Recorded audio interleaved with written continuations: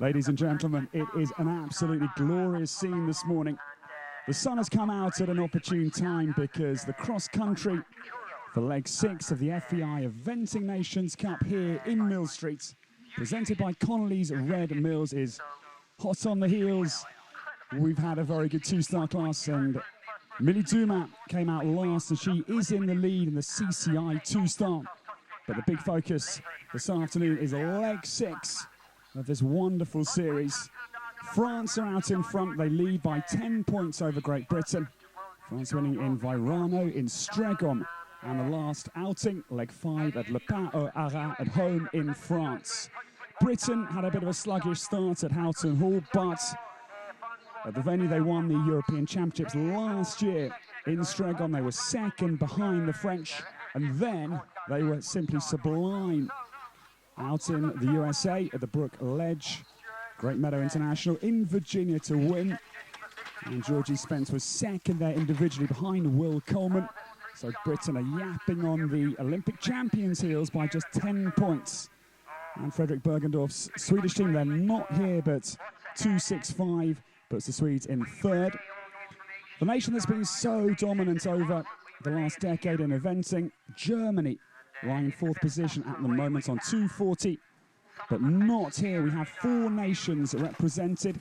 The home nation, Ireland, has got 2 teams, but only the Irish second team is eligible for the Eventing Nations Cup points. The USA, the sad news has come through this morning that Buck Davison will not start Carlevo. Really disappointing for Eric Duvander's American trio. They'll add 300 points, 200 and 100. We'll explain the technicalities of the new Tokyo 2020 rules as we go through the afternoon. But the USA sadly hampered because of Buck's really frustrating departure. But Hallie Kuhn will be on the track very shortly to kick off the 6th leg of the Connolly's Red Mills Millstreet International.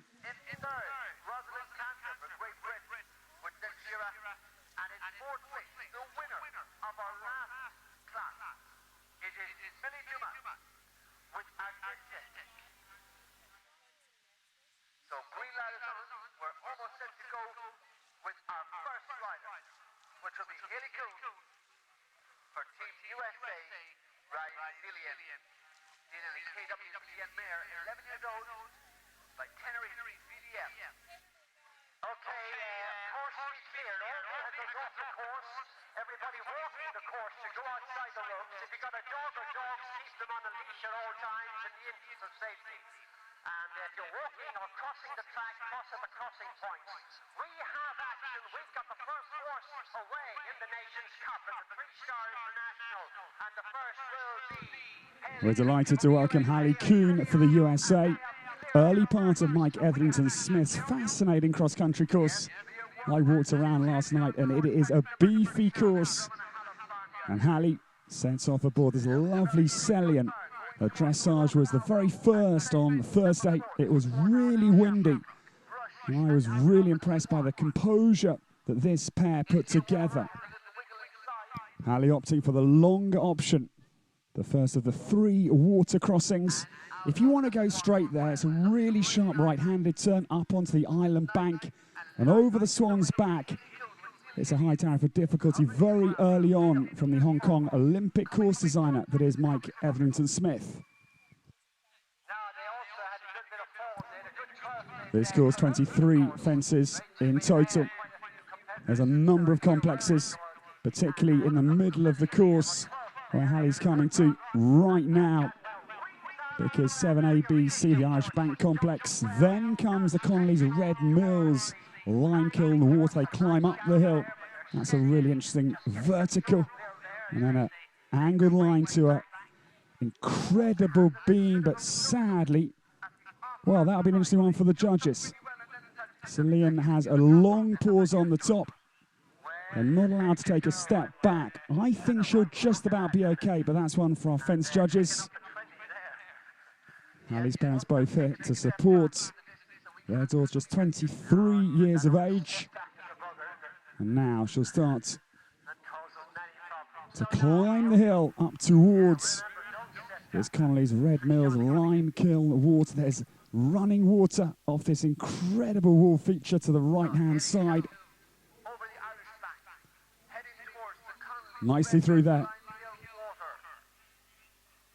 Delighted to have alongside me the man who's been a real linchpin of the Irish team's good old friend, Sam Watson. Sam, a largely similar course to last year. I hear from Camilla Spears, it rode very well last year. What's your overall impression of the track? And give us a bit of a fill-in on Hallie Coon. Well, it's a lovely track, Ed, and, you know, fantastic to have a course designer like Mike Etherington-Smith coming to Ireland and bringing all his wisdom and experience to the course. It's a beautiful course to ride around, and I think like any of the short format courses, it becomes about that optimum time and that clock. And that's what's going to be the challenge for the riders today. I think finishing inside the time will be really difficult to do around this course, and that's what makes those fences all the more difficult, trying to do them at speed. Hallie, she's seen an Irish bank possibly for one of the first times in that horse's career, and having a look on top, and I think just starting to get into the track now.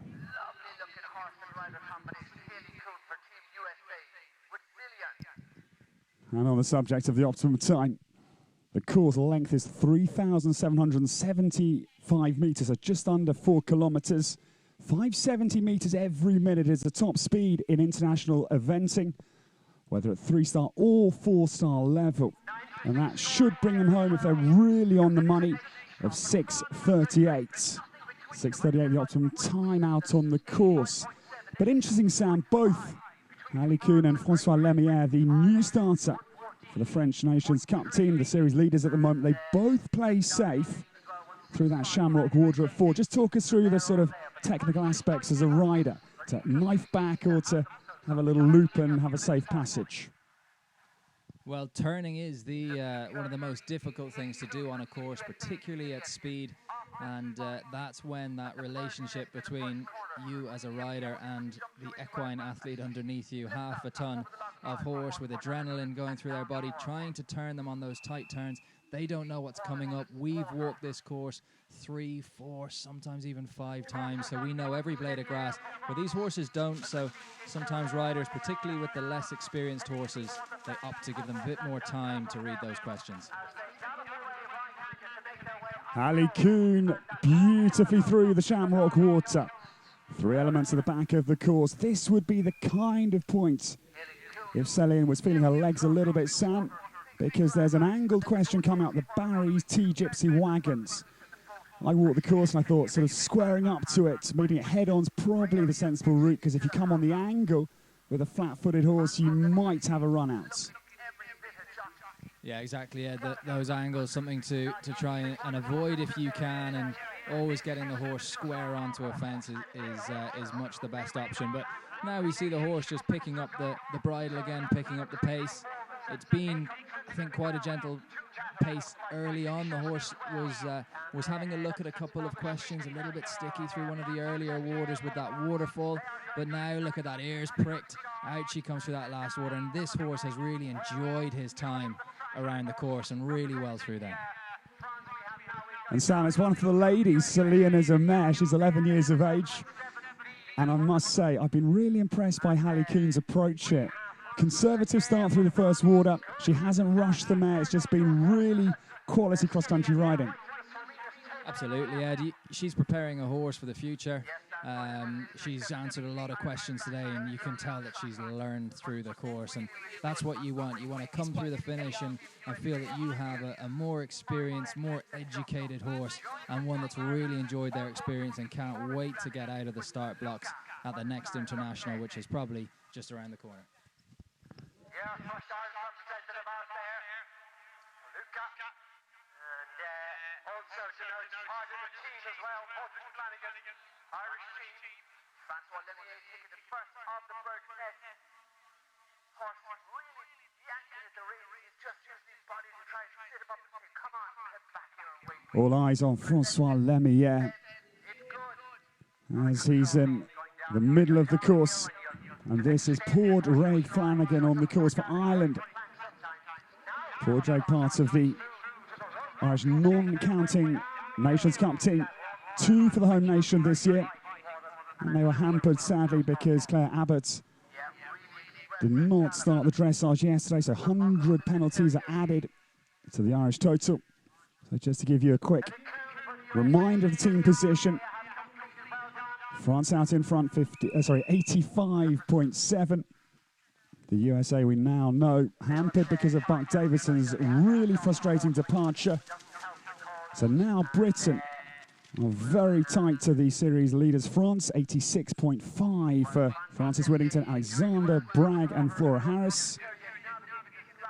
And Ireland's non-counting team, it's a little bit confusing, but as home nation, they've been granted the courtesy of 2 teams for this 6th leg of the FEI Eventing Nations Cup. It's Ireland 2, which is their FEI Nations Cup series counting squad. As now we focus. Poor Drake Flanagan at this gorgeous water complex. The water amazingly not distracting the horses. Last year, a couple of horses would just put the brakes on and say, what on earth is that? But overall, it rides very well. And I must say, the spinning watermill and the tumbling cascade down the wall, you would think would be a distracting factor, but no, that's the concentration and focus of these amazing equine athletes. And Francois Lemieux absolutely powering home. He's still 16 years of age by the great Canaan. 40.6 was his dressage. Poor Drake Flanagan descends through the Fernhill Sport Horse Fort. It's a triple combination. The 2 roll top wall mock fences in and out of the wooded gully. They then drop, as you just saw, over that very narrow triple brush.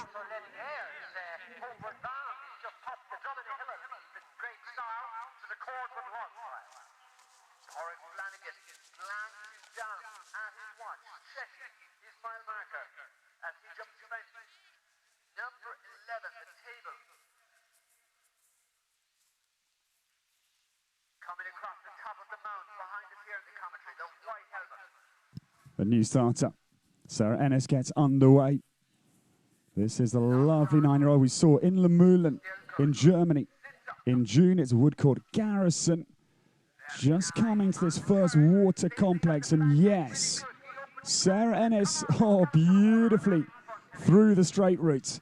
She really hugged the right side of that swan's back, kind of rattled the swan's head in the passage through the fence, but it was very safe, and that was a great exhibition of how to ride the first combination and the first of the 3 waters on Mike Etherington Smith's demanding cross-country course.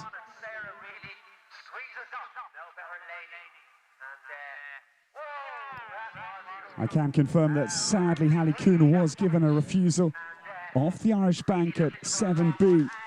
That hesitation deemed 20 penalties from our fence judges. The time for Hallie is now in as well, 7 minutes and 8 seconds. As we discussed, it was a very mature piece of riding from Hallie Coon. And now the time is in for Francois Lemieux, trailblazer for the French. 6:38 the time required. And he stops the clock on 6 minutes and 56 seconds. So that really demonstrates just how difficult the time is to get. But there's some very good combinations to come of the 62 that come forward for leg 6 of the FEI Eventing Nations Cup Series.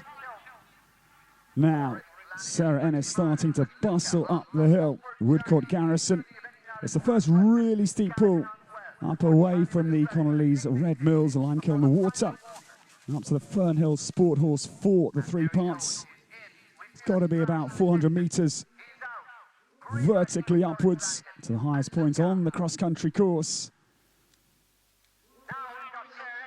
And poor Drake Flanagan is also going very well. He is still clear. Coming down to the final water complex, the Shamrock Water. Woodcourt Garrison is in cruise control here as Sarah Ennis rips down the hill. She'll be approaching now the Serena's table at 11. It's got a low-slung table. nice flower filler to get the horses up into the air. The horses will visualize the flowers and really snap up the undercarriage. The course designers trying to test the combinations, but also assist the horses in terms of safety, allowing the horses to really understand the question. I had a great conversation with Captain Mark Phillips, the World Equestrian Games designer for Tryon in 3 weeks. And Mark was explaining the use of trees on the outside of the fences. They need to be at the front bar in an oxer, so the horse can lock on to the highest points of vertical clearance. And that's another one of the safety mechanisms of one of the great designers of world eventing. And now we see the superb combination. Great Britain's trailblazer Alexander Bragg is on course. This horse owned by Caroline and Jane March is Barrichello. 9-year-old gelding by Balou de Rouet, so you know it's going to be a show jumper come tomorrow. 12:30 the start time for the final phase of leg 6.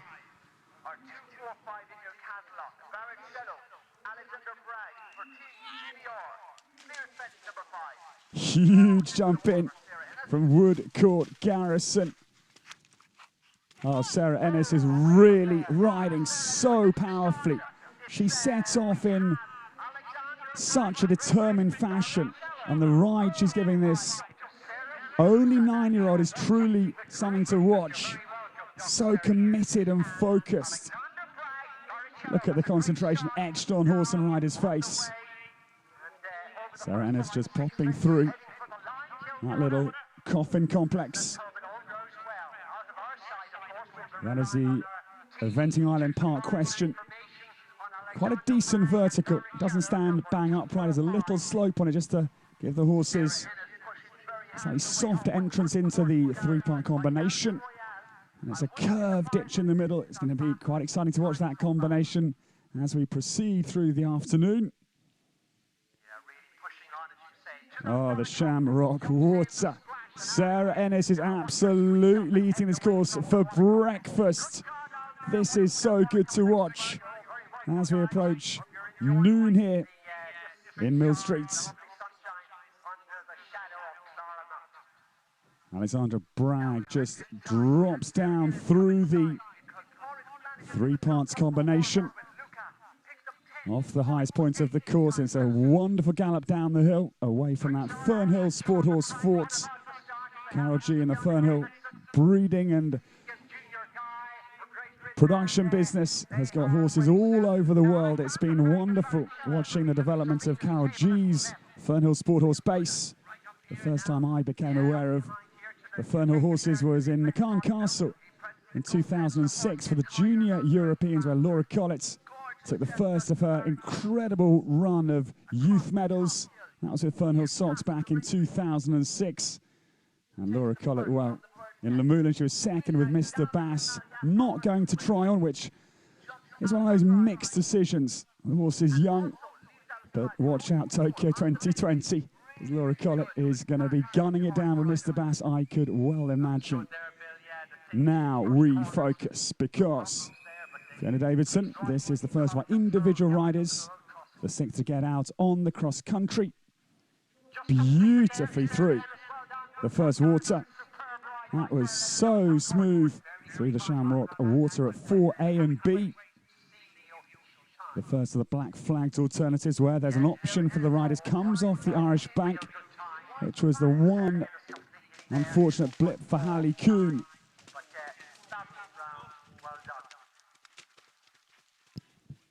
Well, the time's in for Sarah Ennis, and no surprises, it's the quickest so far. 6:49 was the time, 11 seconds over the time on the cross country, and it's 0.4 of a penalty for every second outside, so 4.4 time sets the time bar. It was very quick and determined from the outset. I would imagine there'll be a few horses going close to the time, but how many will better it will be an interesting fact to watch as the afternoon goes on.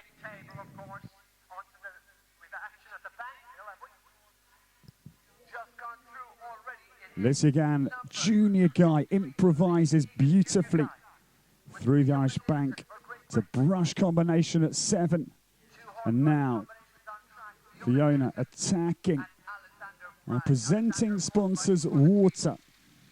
Jane Davis here for Connolly's Red Mills this afternoon. Thank you so much for the support of Red Mills to Millstreet. This absolutely wonderful new competition, only in its 4th year of running, but really is setting a very high standard. It's a great new addition to the FEI calendar.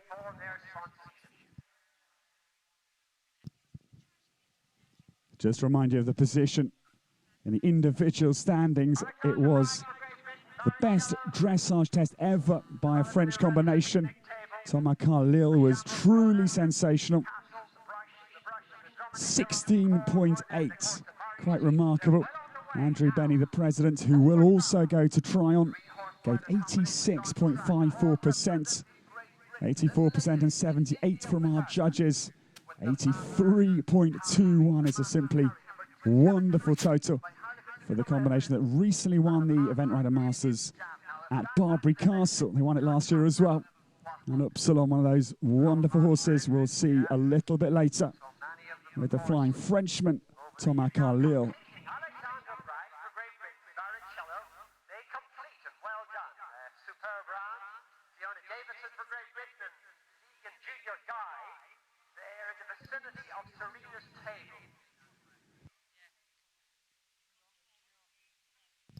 The new combination. India Wishart is up on the course. Her own The Masters Harry. He's 12 years of age. He's sired by Harlequin du Carrel. Out of the Masters Treasure by the great Master Imp from the Sly Guff stud. Master Imp, well, one of the legendary names of Irish breeding.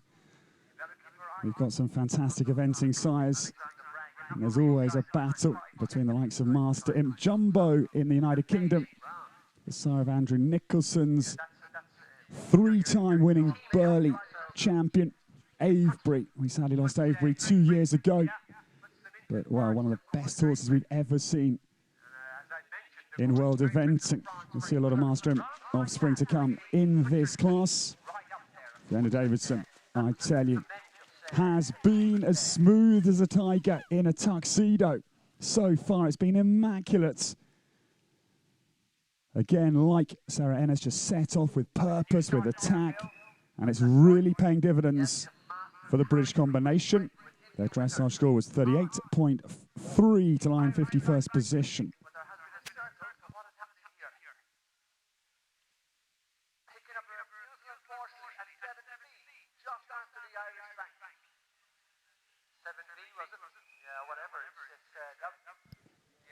Well, we didn't see a lot, sadly, of Alexander Bragg because the news has come through. He's the first inside the time, 6 seconds under with Barrichello, so the British team are off to the perfect start. Alexander Bragg will stay on 28.9, and with a problem, sadly, for the US team. And, of course, for the time penalties for Francois Lemieux. Britain are in a very commanding position as they try and win a second leg in the series. But yes, there, the sad sight. Great to see her quickly back up on her feet. India Wishart got very deep to the beam in the water. And really good to see India walking away in the Masters Harry, looking none the worse for that tumble. You'll see her air jackets popped open. They have the lanyard attached to the saddle, which is a wonderful exoskeleton, if need be. I'm a former doctor, and, well, I'd say to children, please put one on because it avoids the crush thorax consequence of a rotational fall, so it's a truly valuable piece of kit. Hollybrook high in the sky. Louise Bloomer. Oh, beautiful. Again. No, that is the danger there, sadly, because the turn just cutting up and just losing balance on the approach to the Swan. And that's a really frustrating elimination for Hollybrook high in the sky. Early doors coming at the Shamrock Water. You could see the horse was locked on, but just again, like India Wishart, just too deep on the takeoff point. No chance of escaping, but again, great to see both horse and rider. None the worse for wear, but it's elimination. The FEI rules tell us that either fall of horse or rider, either on the flat or over the fences, is elimination. These days, that's a big rule change. You used to be able to have 2 falls actually and continue. So, of course, the safety always being tweaked and tightened up. But good again to see Louise Bloomer walking away. So, those horses that were on the track are now not on the track. That leaves us with no horse on the track. Drishane Castle, the gorgeous backdrop here in Millstreet. The Duggans' wonderful castle. And what a stunning venue this is. The hills in the background really frame this superb competition. In fact, that one in the back of your picture, I was here a couple of years ago for the Young Rider Junior and Children on Horses Show Jump Championships. I had some jet lag from a trip back from Canada. I thought I'd head up for that hill in the sort of early hours of the morning. I got halfway and there was just no chance.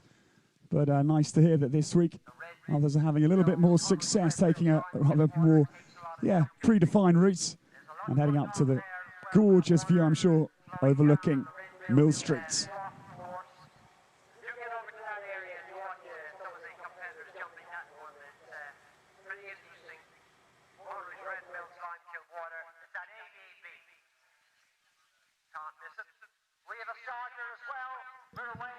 On course now, a man I know very well because Alberto Giuni is on course for Italy. I'll be based at Baden in Wiltshire, very local to Barbary Castle. Well, I was lucky to commentate for a good 6 or 7 years. And Alberto rode in the Aachen World Equestrian Games back in 2006. This afternoon, he's aboard Carneho Quantum. It's another 9-year-old. We've got some young horses, got an 8-year-old to come a little bit later. And that horse was superb in the dressage. Alberto coming down to this fascinating early water complex. A little bit goggle-eyed into the water. Not surprisingly for a 9-year-old, but Alberto gives him a very smooth ride through the shamrock water.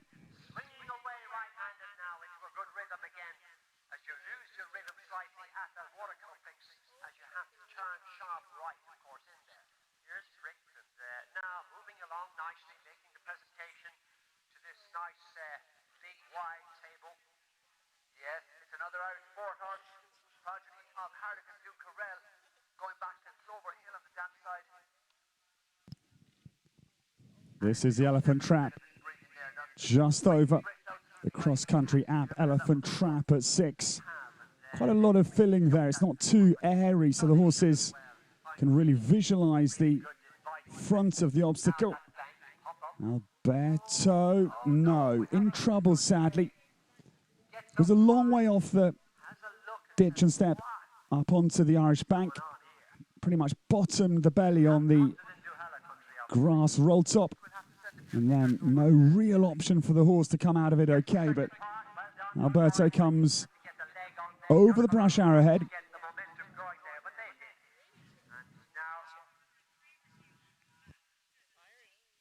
I'm just awaiting what's going to happen here because it looks like the fence judges summons Albie back. Not quite sure what's going on here, but maybe he's retiring. Looks likely. Well, 3 coming with problems back-to-back, I'm afraid. As Mike Etherington Smith's course just starting to bare its teeth. It's demanding out there. A very fair test. It's good for the horses because they can visualize the questions very clearly. I got a real buzz walking the course last night just thinking this is going to be a really strong challenge tomorrow. And thankfully the sun's come out just to dry the ground out. There's been a lot of rainfall just over the last few days here in County Cork. But great to have our guests out watching, jackets coming off because we're in for a super afternoon. Well, we didn't see the problems for Alberto Giuni. I can now confirm, in fact, that was a late view of Albi because he had 3 refusals, actually. That's the reason for the elimination. Apologies for that. We're looking at other fences at times. So Alberto Giuni, I'm afraid, walks home with Carney Ho Quantum.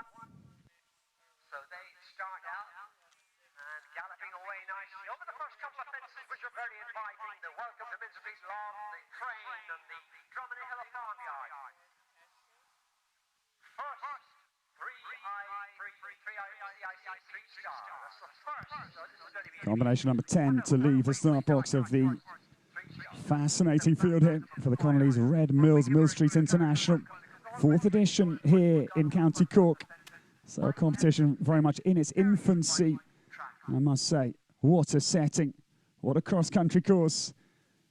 And the Duggan family, such hospitable hosts to all of the guests that have come from all over the world, to be fair. Ali Kuhn's parents have flown in from the USA. And that was the very first one out on the course. So really, Millstreet developing very nicely. That's a record number of teams this year with the 4 in total. Of course, the home nation with 2 squads, but in terms of those that are eligible for the point sits, the USA, France, Britain, and Ireland's team number 2. But once again, this Irish bank is causing havoc. Sadly, we see a stop for the British combination. Lizzie Kopeck and Darko Quinn. He's wanting none of this at all. Lizzie owns this horse. He's 11 years of age by unbelievable Darko. And sadly, he's taken a real aversion to the Irish bank. And understandably, Elizabeth Kopeck raises her hand to signal to the fence judges she is going to retire. So that's 4 on the bounce now that have run into difficulties. And we have a lot of respect for those amazing rounds, particularly for Alexander Bragg inside the time by 6 seconds. They're starting to get a flavour. I'm not at all surprised of the demands of Mikey S's course.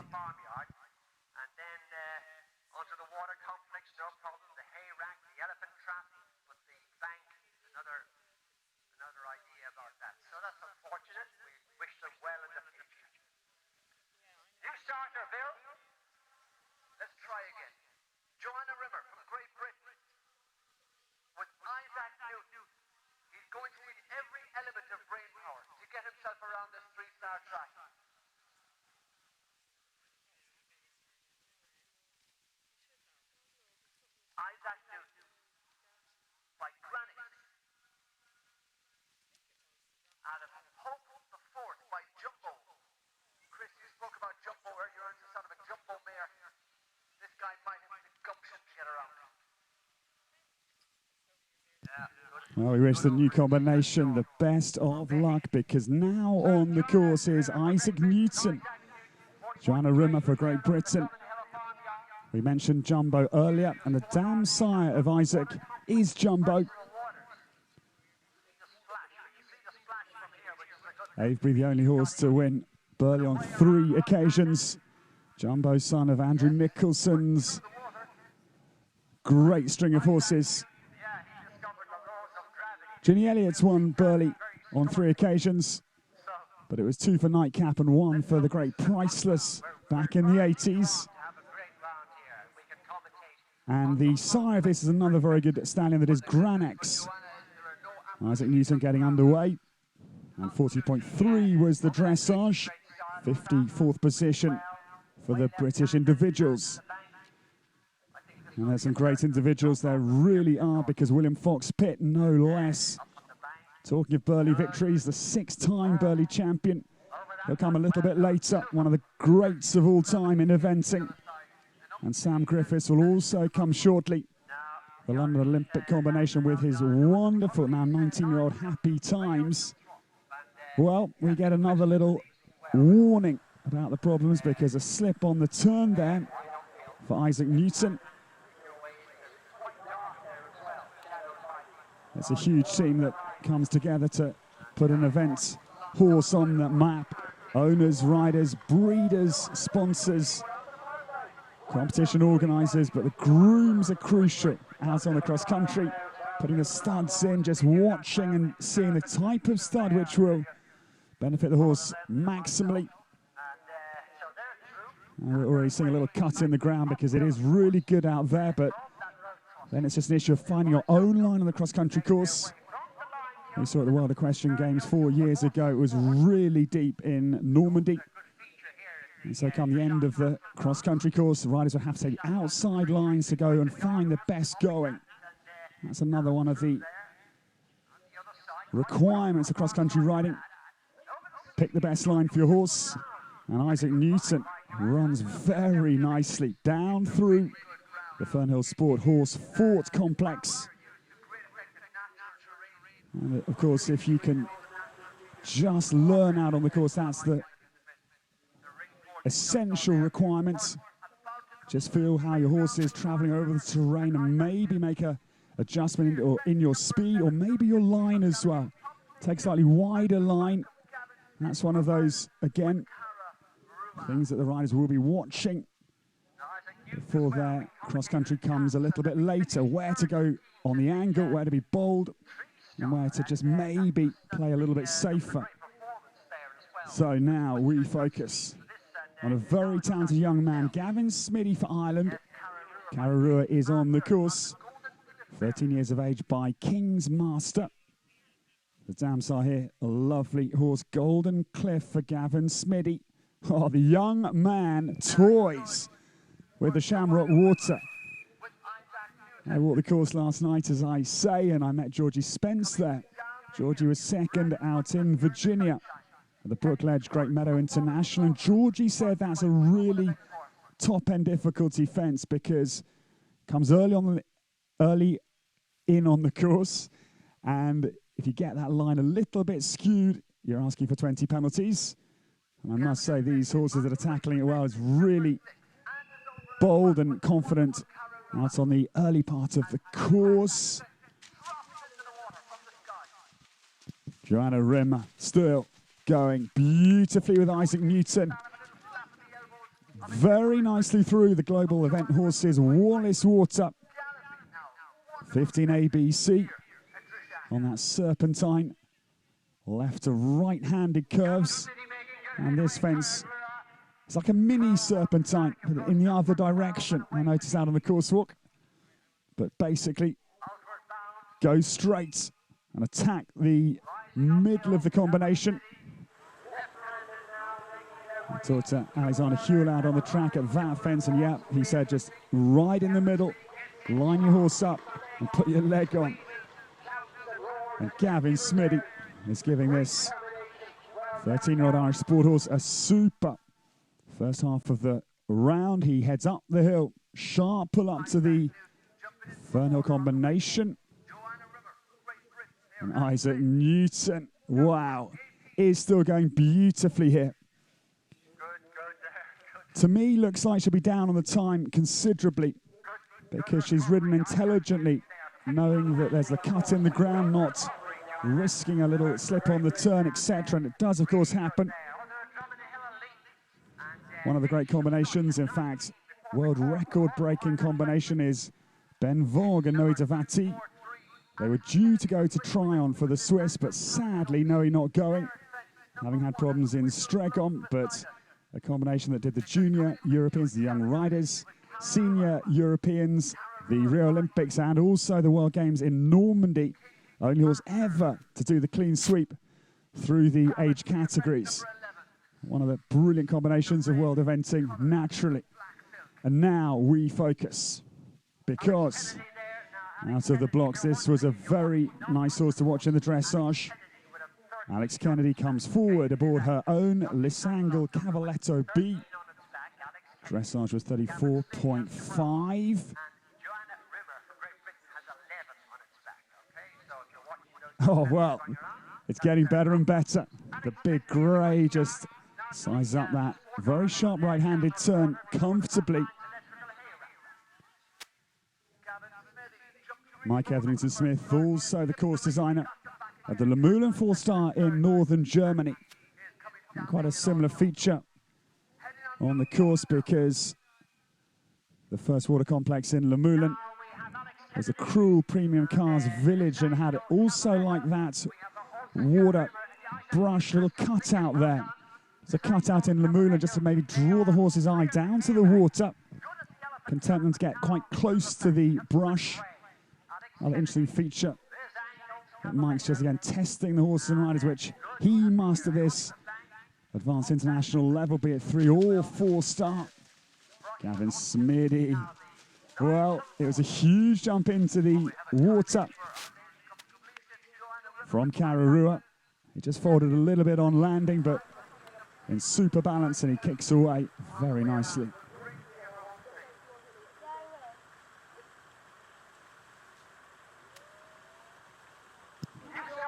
The leaderboard, as we are well aware, Alexander Bragg was super.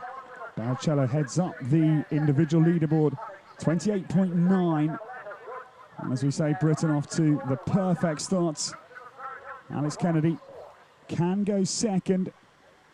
34.5 her start score. At the moment, second, Sarah Ennis. That lovely round with 11 seconds over time, 4.4 to add. 38.6 is the score for Woodcourt Garrison, the 9-year-old, lying second at the moment.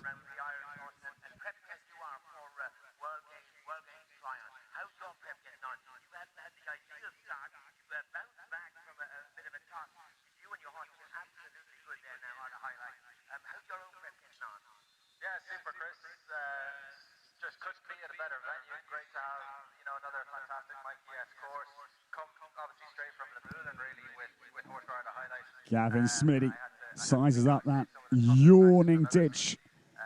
The Dromina leap at 19. The little Irish brook running down through the middle of that ditch, which is a kind of mini Cottesmore leap from Burley. That's quite inspiring. Ditch and brush on the top of the hill. One of Captain Mark Phillips' real rider frighteners. You can drive a Land Rover Discovery through there. Not quite as big here at Millstreet, but you want to be on a good stride and on a good horse as well. But now we come to a very experienced lady, formerly Selina Elliott. We welcome forward Selina Milnes for Great Britain, riding Scott Milnes' Iron this afternoon. And that's Selina out on the course at one of the fences we haven't seen much of, which is the very big oval brush down to the corner. That is the Renault Bird's Nest brush corner. Combination of 13 A and B down the hill on a big right-handed turn. There's an option up there for 4 strides on the angle, or a curved line for 5 strides, which we thought Selina and I was probably the best option, because otherwise you could risk a run out at a left-handed corner. But now we enjoy the sight of Lissangle Cavaledo B making light work of the Shamrock Water, 18 A, B and C, and this is going to be a super round that is being laced together here. In fact, I apologize, I've got one ahead of myself. I was a bit surprised. I thought, my God, she's hot on Gavin Smitty's heels. She's just through that little coffin complex. The Eventing Island Park question, 16A, B and C. Selina Milnes beautifully through the first water on top of the hill. That really demanding. Connolly's Red Mills lime kiln water with the running water as well. Now this is definitely the Shamrock Water, 18A, B and C. I must say I've been so impressed watching Alex Kennedy riding. She was immaculate in the dressage, and she's giving this horse again a very mature ride out on the cross-country course. Selina Elliott drops down through the middle. of the Fernhill Sport Horse Fort triple combination. This will be the first of the downhill gallop sections. There's another one just coming down to that Renault combination I was just referring to down the hill. We wish them the very best.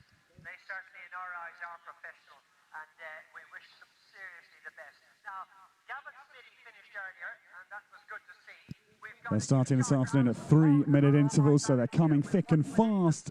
Leg 6 of the FEI Eventing Nations Cup is a fascinating start. It really is, because we've seen some wonderful rounds, and that thick cluster of those running into trouble. They've got a number of complexes here that will be influential, and this is the first of them. And that is a great turn from Alison Holden, the new starters. Alison is aboard Oh My Balladeer this afternoon. This Irish sport horse, 11 years of age, by My Oh My. The dam sire here, one of the great names in world breeding, Ballinvella. This one owned by Eamon Holden and bred by Oliver Conway. Off to a super start here.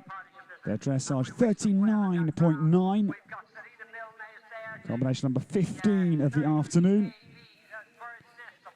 I can tell you some of the start times for the leaders we'll be seeing. Ros Cantor, the world number 2, starting at 2:06, 25.5. She had a brilliant pair of dressages, Ros. But we must just quickly focus because, yes, sadly, 20 penalties off the Irish bank there. Spinning round. So that is proving very influential. But, of course, if you're here in Ireland, you've got to expect the Irish banks because they're a real feature. Used to stock-proof the fields and also the ditches that allow the water in this boggy Irish countryside to drain away from the livestock as well. I must say, I love a good Irish bank. I was at Belton Intermediate at 16 with my good old Irish horse, and there's a double of banks there. And I talked to Clissy Bleekman this morning, and he said, you've got to come at a very high attacking tempo. I certainly did, and it was a lot of fun with my good old horse Current Choice at Belton.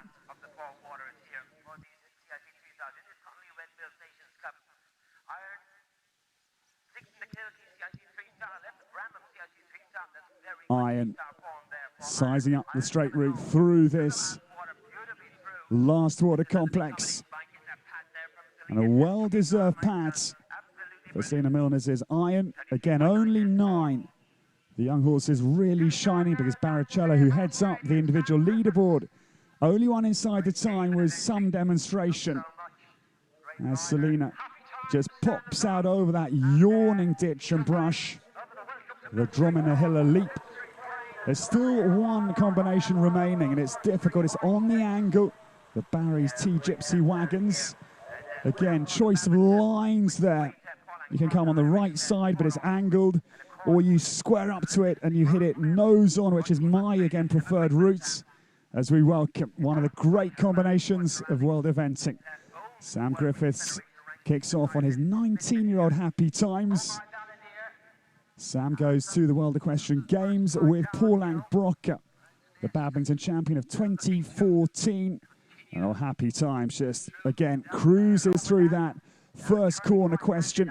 The Shamrock Water looked as fit as a flea in the dressage. And this will be a fascinating round to watch it as Sam starts to, again, build his confidence in advance of Tryon. And Happy Times, oof, just rips over that big hayrack at 5.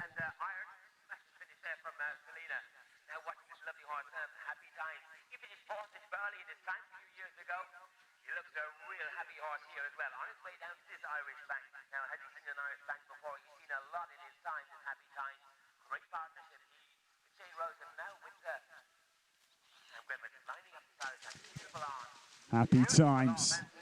Oh, yeah, that is just how to ride the Irish bank. Of course, they've got banks of experience, but Sam just came at a good, strong tempo. And Happy Times just sussed out the question immediately.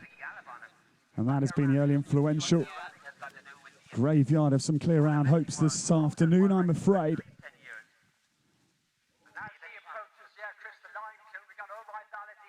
Alison Holden bustles down through that angled line, beautifully through the middle of the Eventing Island Park Question. 16 A, B and C, and this horse has got a gallop on him, that's for sure.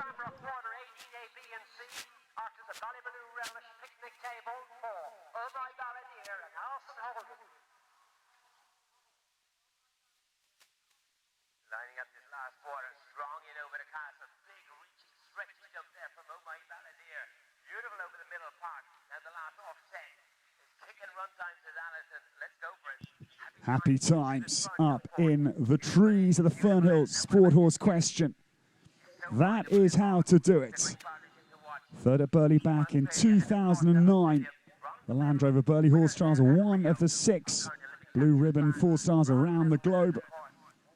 As Sam now drops down to the low wide table. That is Serena's at 11.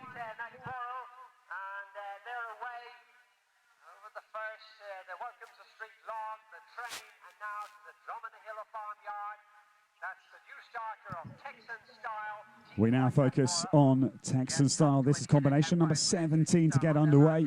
Tegan White McMorrow in the saddle for Ireland. Owned this one by Philip White. And side by Brookview Minstrel out of Mizzen Talent. Herself by Mizzen Melody. Their dressage a little bit down the order. 37.5 was the first phase score. We have a wonderful grand jury panel here in Millstreet. Andrew Benny, the president for New Zealand, who goes straight out to the World Games in Tryon. Siska van Mechelen Peg, the wife of Frans van Mechelen, the vice president at the Great Boekelo Horse Trials. There's going to be leg 8 of the FEI Eventing Nations Cup Series this year, as it always is. And what an autumn showdown that is in early October. Sam Griffiths just steadies Happy Times a moment. And so make this all-important turn. Just comes now to this global event horses, Wallace Water, Trakehner on the angle. And then this serpentine line. That boat comes up directly in the exit of that water. As Sam just quickly glances down at the watch to see how he is on the time. The riders have got their minute markers. They'll wheel the courses and know exactly where they've got to be on each minute as they try and get close to 6:39. And yes, Sam, right on the buckle out of that Coffin Complex, beautifully through the Eventing Island Park Question. The Aussies going to the World Games with a very strong team. Texan Style a little bit awkwardly through the Conley Red Mills water. But there's a lot to look at here.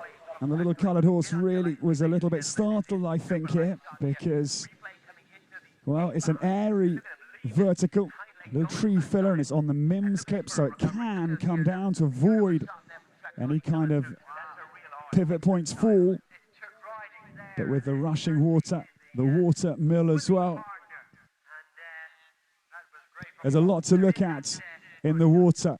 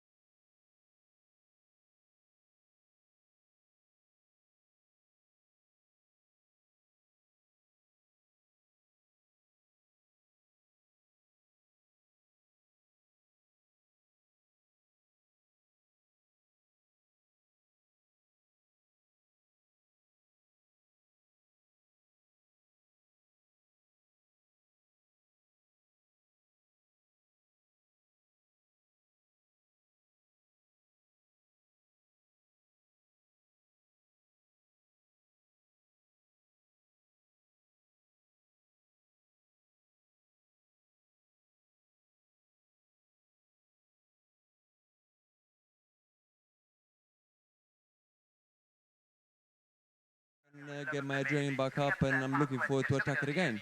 You know, hopefully out of 3 rides, I'll have some good times. Well, Alberto, I'm sorry about the problems, but yeah, go out and change the day around. Good positive mindset, and good luck later. Thanks for talking to us. Thank you. It's great to see you. Bye.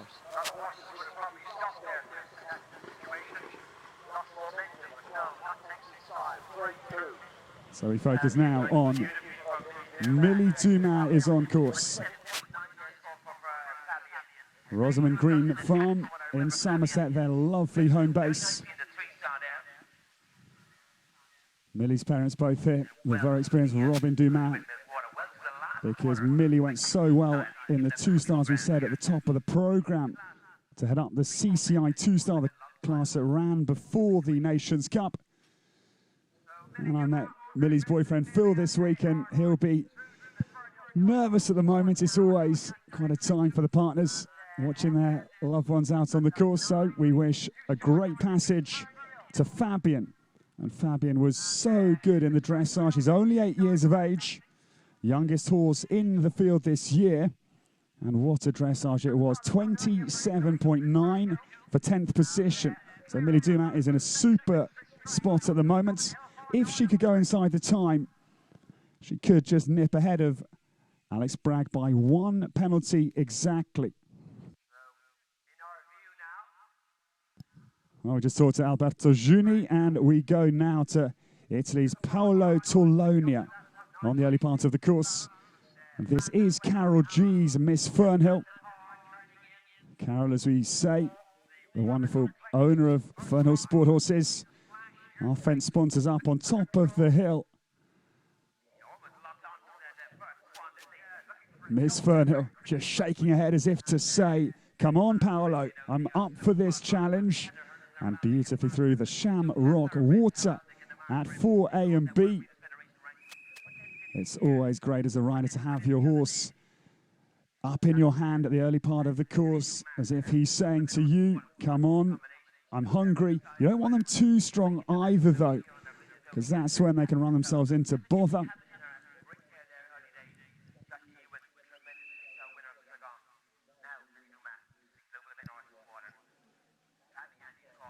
Millie Dumas beautifully out over that. What is preparation fence before the global event horses, Wallace Water. And this 8-year-old, boy, oh boy, the confidence in over that Trakehner was absolutely clear, beautifully through that water complex. And now lengthening his stride up to this little tricksy question. It's riding very, very well. Such as the quality of both horse and rider here in Millstreet this year. It's a world-class field. And some new names, both in terms of horsepower and rider, up to this level of competition. A lot of first-timers in the field this year. So really excellent form guide for the future for the stars of tomorrow. And I think Millie Dumas is very much one of those. Fabian is pricked. Just improvises, flips in another stride on top of that island bank. Why not, he says. Got all the talent in the world. What a super horse we're watching. First time I've seen Fabian on the cross country. As we say, 8 years of age, side by Up to Date, and the dam side Beaujolais, owned by Ellie Guy. And at 27.9. It's a real British battle for the individual leaderboard. Early doors here in Millstreet.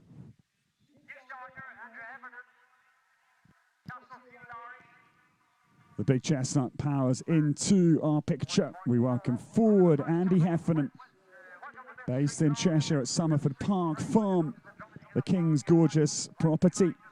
They had a massive competition there just last week, where we saw some of the World Equestrian Games combinations. And a man I've got my money firmly on is Tim Price for New Zealand with Sekatinka. And Sekatinka had a nice spin round and open intermediate up in Cheshire. And Andy Heffernan, part of that wonderful first ever World Championship team medal for the Netherlands in Normandy. Great bronze it was. Riding Milltime Corolla 4 years ago.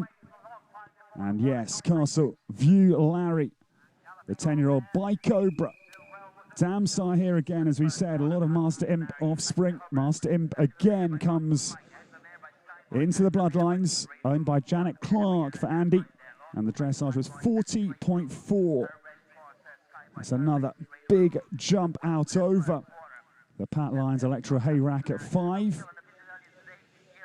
The first big gallop comes on the cross country. After the Millstreet train at the second, I can open up a little bit down to the Drominahilla Farmyard, which is a table just on the run to the opening water, the Shamrock Water. Paolo Tolonia is really having a superb ride out of the course, as Miss Fernhill just has a little breather. The riders will not always keep their foot down when combinations are coming back to back like they do between the global event horses. Wallace Water, bottom of the hill, and the 3 parts eventing Island Park question. If you keep your foot down all the time, you risk running low on petrol, but oof, Andy Heffernan. Wow, that was some improvisation through the Red Mills Connolly Water Complex. Real improvisation from the Dutch pair. Miss Fernhill drops down in towards this final water complex, and this has been a great exhibition by the Italian combination. Really has been wonderful to watch, and they've got now some 5 fences to come home and just see how quick the Italians have been out on the course, because I think they've kept their foot bang down on the accelerator. Andy Heffernan dropping down the hill. Castleview Larry, another horse with a real ground covering gallop.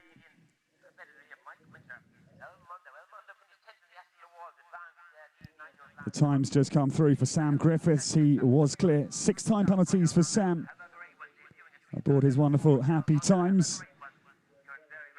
Dina Posford was just having a little look over my shoulder during the round, and congratulations. The 19-year-old again proves his class. The horse that Dina co-owns with Judah Donald and Sam himself, adding 6 time penalties for 35.9, which at the moment is second behind Alexander Bragg.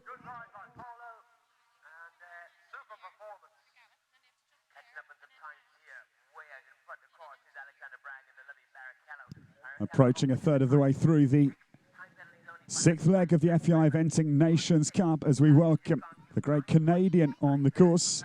Mike Winter up and running with his own, and Emma Winters and Jonathan Nelson's El Mundo.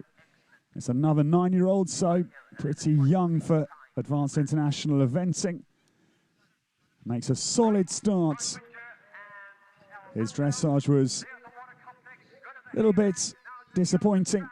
47th place on 37.9, but with the removal of the dressage coefficient, much more potential these days for playing catch-up. Andy Heffernan, we see he's ridden really well. The Hef starting to charge now. Castleview Larry got his tail vertical. Reminds me of Mary King's King Boris, who used to have this sort of helicopter swishing tail as well, with the great Mary King. Castleview Larry attacking the triple combination, and Andy Heffernan has given this young horse a really great ride out on the cross-country course as he drops down the hill now. That's the Ballymaloe Relish Picnic Table awaiting at 17. The world-famous cookery school located here in County Cork. My dear old mum sent me as a 21-year-old to Ballymaloe, and I had a great time learning to cook. A lovely quiche from Dorina Allen was my sort of hallmark at medical school. Trying to impress the ladies, of course failing, but got to be trying. There's Andy Heffernan. Oy, oy, oy. He is really riding attackingly. I can hear Chris Ryan in my ear, who says that it's not always pretty but effective. Well, he's a little bit harsh, Chris. He's as he is, and Andy Heffernan is giving this young horse a super ride out on the course.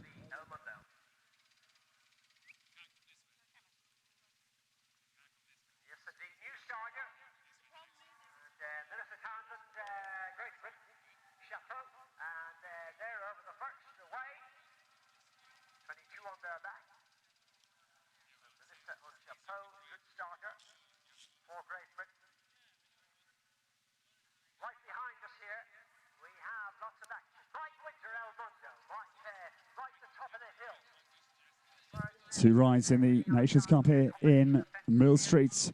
Both individuals for Great Britain's Melissa Townshend on the course. Mouse, as she's known, riding the Honourable Mrs. Townshend's Chapeau. Dutch bred, he's 11 years of age. Just hanging into that opening water. But, oh, Mouse cuts a gorgeous line.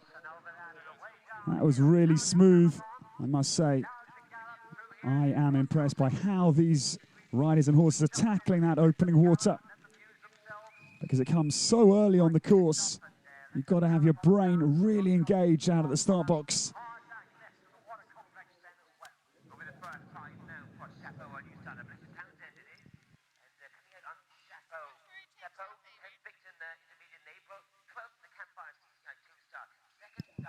Mike Winter, 44 years of age, from Montreal in Quebec originally. He actually grew up a little bit later in his adolescence in Toronto. Now down in Georgia at Newnan, not too far from Chattahoochee Hills, the great base of Hugh Lochor. Hugh running that lovely property for Carl Buchert, the great Belgian rider. As now we focus, because the double Olympian, 2004 he rode Ballista in Athens and in Beijing. That was aboard Kingpin back in 2008. And Mike also had a great Pan Am's Team Silver, and that was in 2003. Melissa Townshend is really out of the blocks like Usain Bolt, I would say. She is powering on here. Very committed, look at that.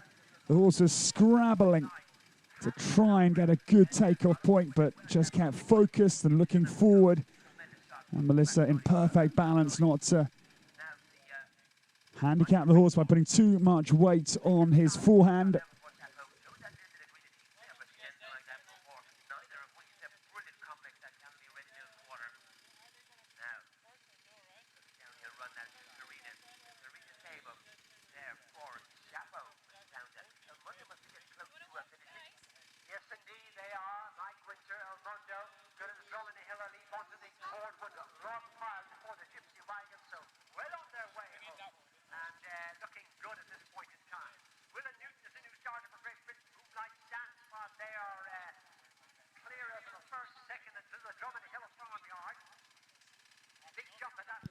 It's a super new combination on the course.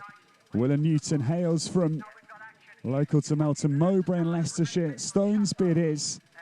And Willa with two rides this year. This is Moonlight Dances, 9-year-old mare by Stedinger. The dam side here is Korea. Willa, one of the great up-and-coming jockeys. And her dressage, 35.9, left her in 39th position. I'm delighted to have alongside me Gerald Bloomer. Gerald rode here last year in the 3-star. Gerald, it's a big old course out there, but it's quite a similar field to last year. What's your sort of impression this year? And just tell us a little bit about the track from your perspective. Yeah, I think it's a great track. It's big and beefy. There's a good few technical questions on it, and there are similar combinations to last year. The bird's nests, where you have a big corner, and then again, big, beefy, skinny. But it's riding well. It's a great day. The ground conditions are good.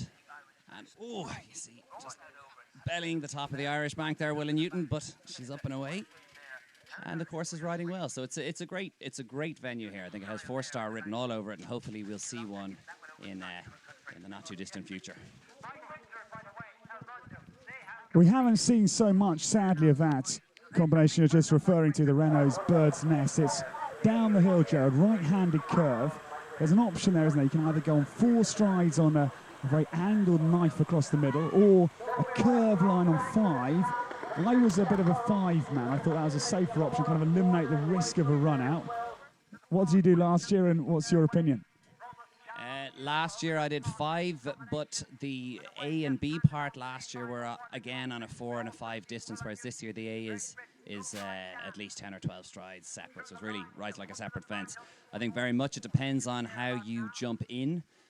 It's a big, wide, skinny, so you can't show jumping too much, you know, and depending on how scopy your horse is, that might dictate whether you're going on the 4 and the 5, so you have to stay reactive, stay looking where you're going and keep kicking.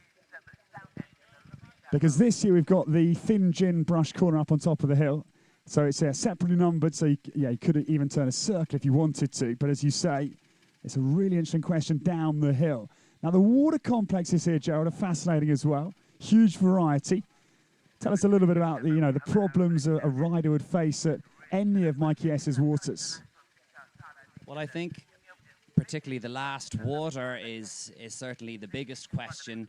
You have a log pile and then a left-handed turn where we've seen a couple of horses lose their hind end a little bit on that turn. They need their hocks up underneath them and a punchy bull jump over what's an angled rail down into the water.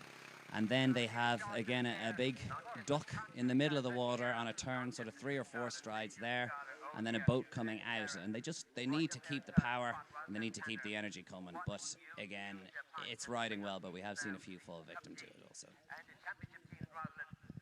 But now things get very serious because Ros Cantor, world number 2, is away. This is the gorgeous Zenshira, 24 from the dressage, still only Alexander Bragg inside the time. 6 seconds under, looks constantly easy actually, and we know that is not a true reflection. The ground just cutting up a little bit, but Ros is in simply sensational form, part of that great team gold for Britain at last year's European Championships in Stregom in Poland. And Zenshira now just setting up for this Irish bank, just putting the handbrake on a little bit, because you don't want them jumping too big on to risk that sort of belly on the top of the grass. What a jockey Ros Cantor's becoming, Gerald. This rise is kind of meteoric. Absolutely. I think she stands out. Ros is exemplary in all 3 phases, really, and she's I don't think she might be saying she's not the tallest pilot in the world, but yet she's incredibly effective on big, beefy, scopy horses as well. So, she's really had an incredible sort of 2 seasons. And again, so right back behind Zenshira there over the B part. She's a serious jockey. 32 years of age, Ros Cantor.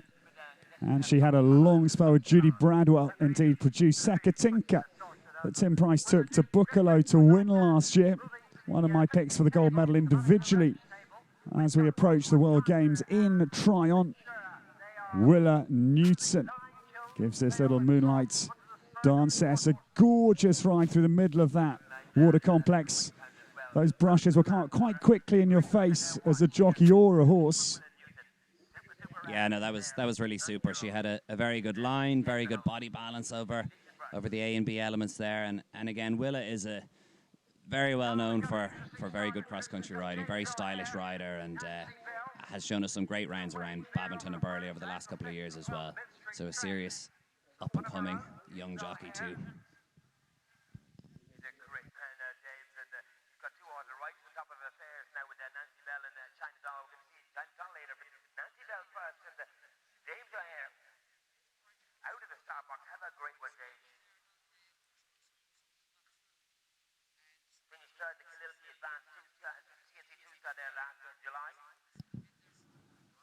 Well, the new starter, we saw him in Le Moulin with his lovely China doll.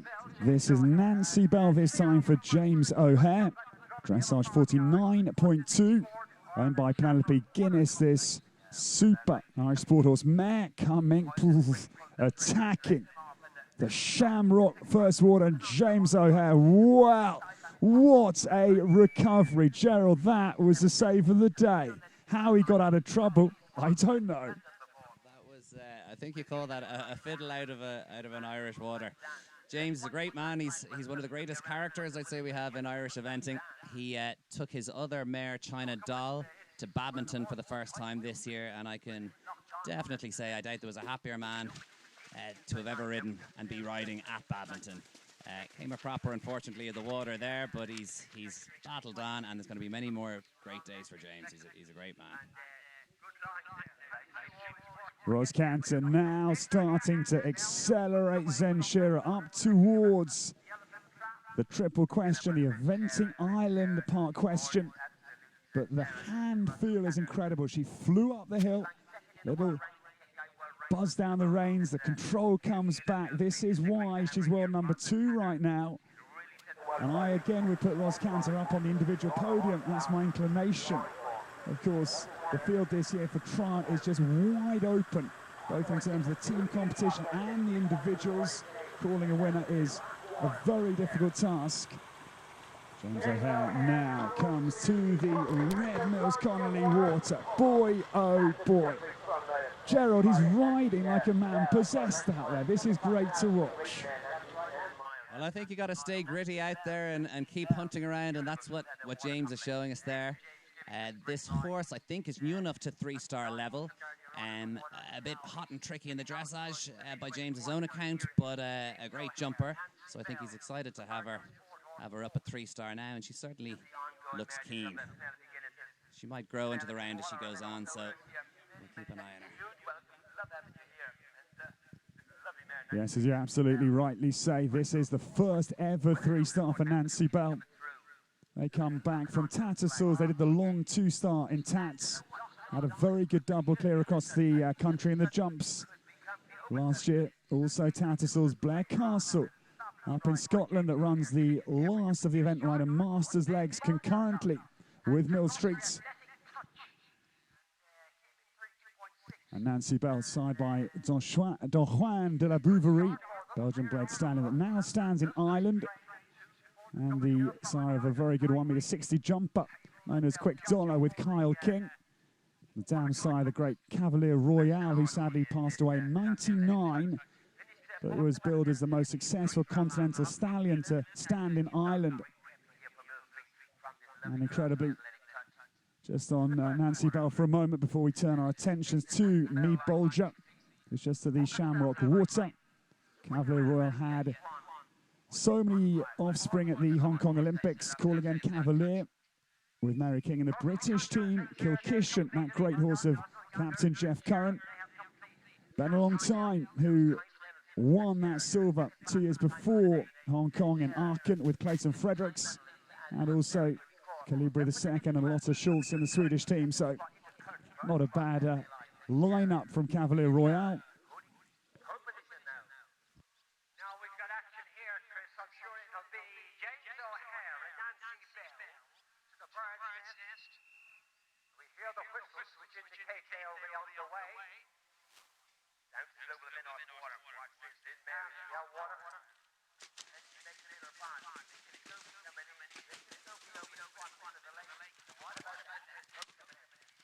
Standing mare. We saw her absolutely winging through the second water. Now, one more water to go. Much more the eventing complex. Good opening bank and You see Mick Bolger now. To the fresh water.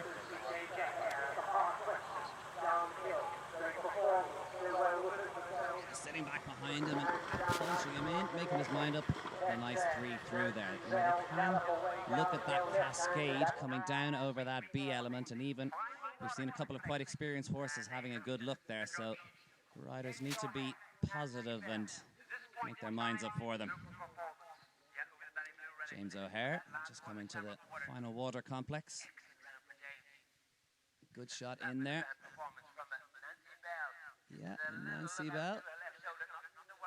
Still having her ears pricked, taking her time through that, but just staying in front of the leg and coming nicely out of it.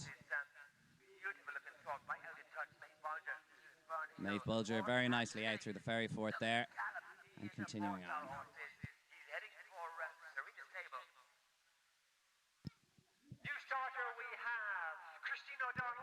Maeve Bulger just out of our picture.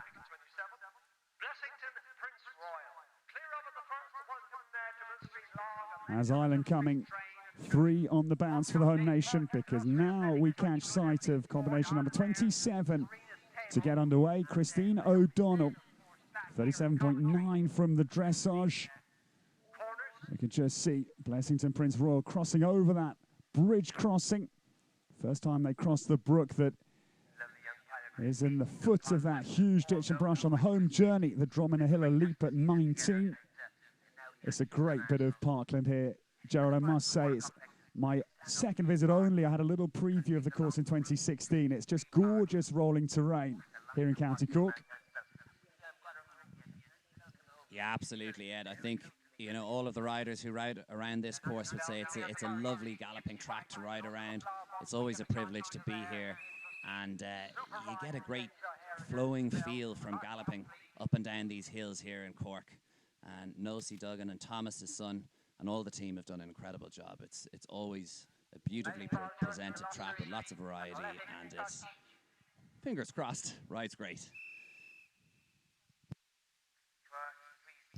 The score now is in for the world number 2, Ross Cantor. Zen Shearer stops the clock, 6:43. 4 seconds outside the 6:39 time.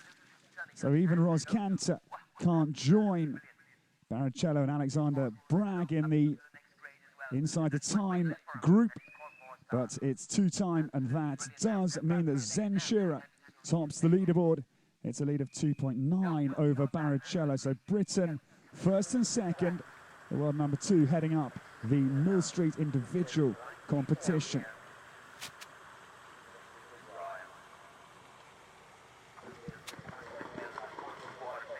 So Christine O'Donnell very positively through the carriage wash water there. Christine was a member of our Irish young rider team at Fontainebleau at the European Championships a couple of weeks ago in July, and finished 11th place individually there. So definitely a rising star of Irish eventing, and going very well. Maeve Bulger here, just coming through the final water, and again very nicely through that. Very tidy upper body position and balance through her A and B and C combinations, Mev, and making it look easy. Yeah, Christine O'Donnell getting a big jump out of the ferry fort there. Nice 3 to the skinny and giving the horse a pat, but they look to be flying. And again, this is their first move up to 3-star, so I'd say she'll be very pleased with the ride she's having so far. And you're, of course, modest as an Irishman yourself, but for me, that was the best we've seen. That was so attacking through the Fernhill combination.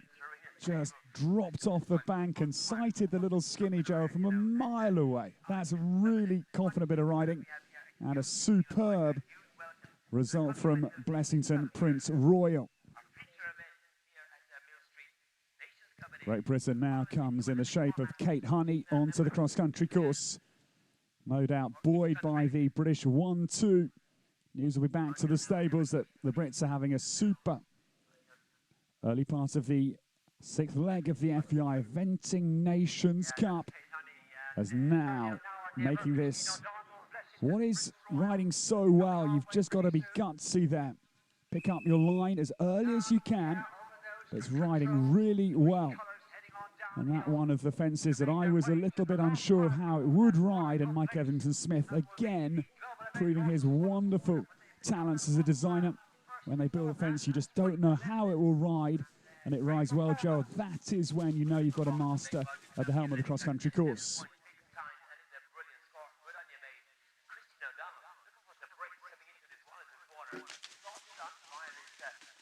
Christine O'Donnell on the buck, a little skew over the swan, but it doesn't matter because this little horse is galloping for fun here.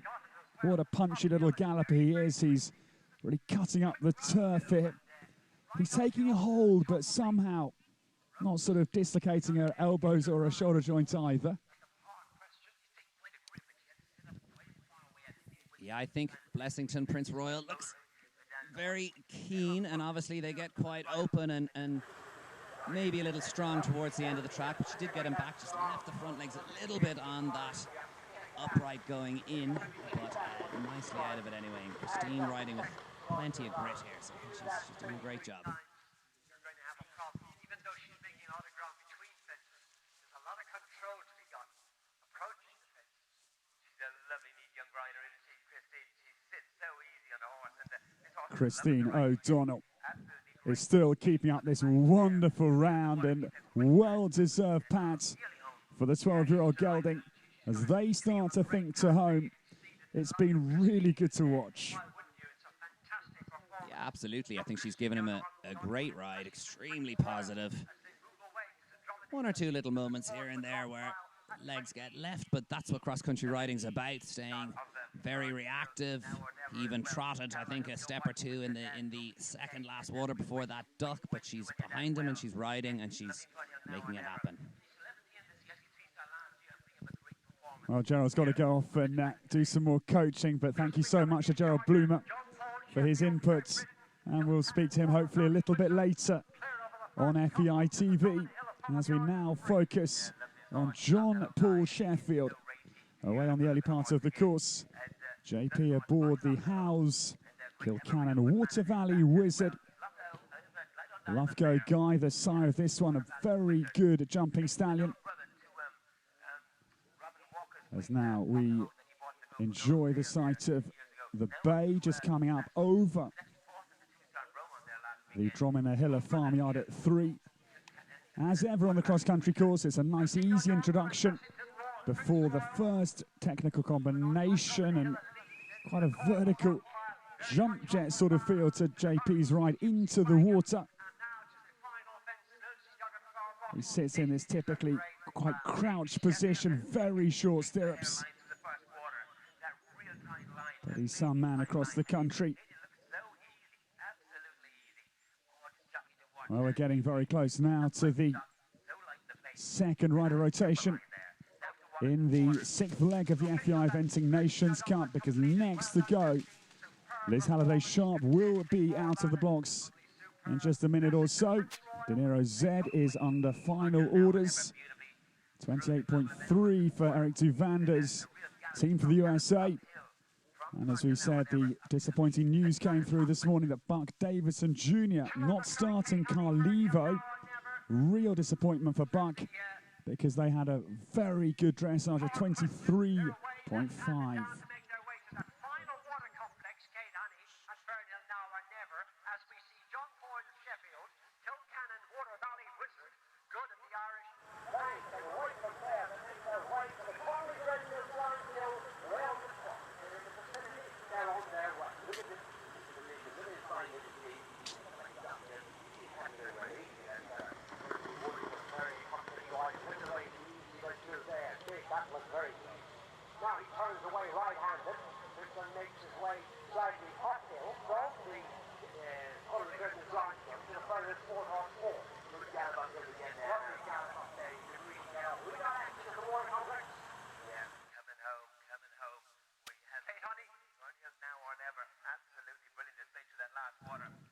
Just a reminder of the position in the Nations Cup competition.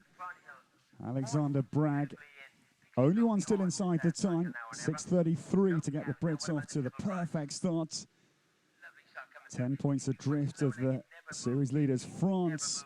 And after 5 legs, Great Britain.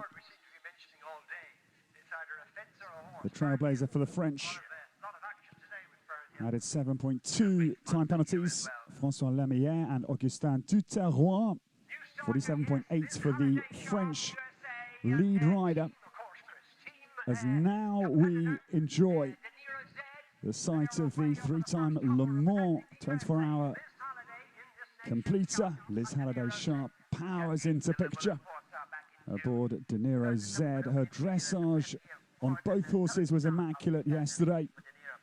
Both this horse and her individual ride, Fernhill by night, De Niro Z 28.3 for Liz Halliday Sharp.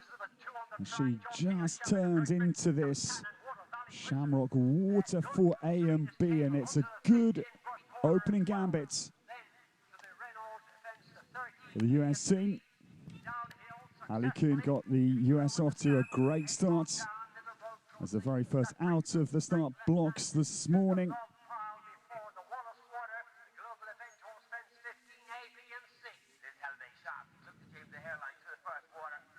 John-Paul Sheffield just loping along with Kilcannon. Water Valley just out over the Horseport Island log pile at 14 to turn into this global event horses Wallace Water.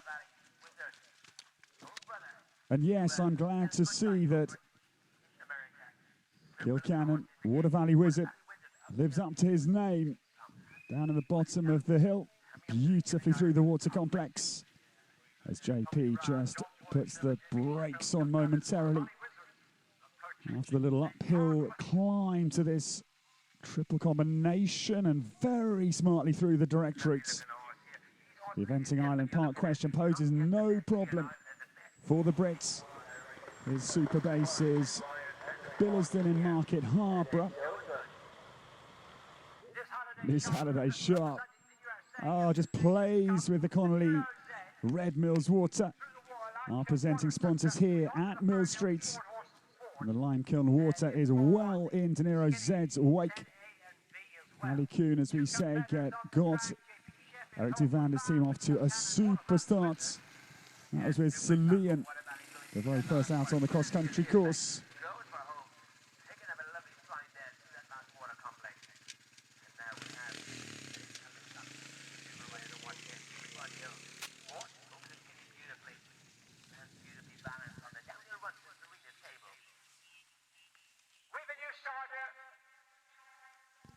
Just to put that in context, Celine had a final score after cross-country 65.9.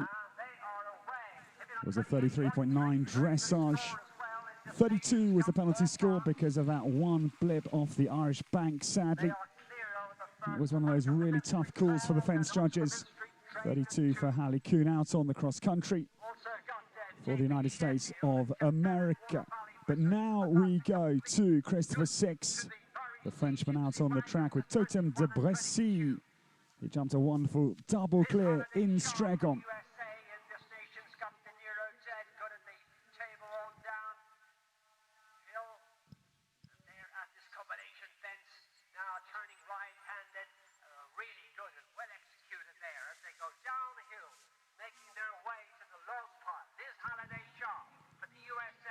Christopher 6 living very dangerously into the opening Shamrock Water, but had the luck of the Irish to escape, having got very close to the brush into the water complex.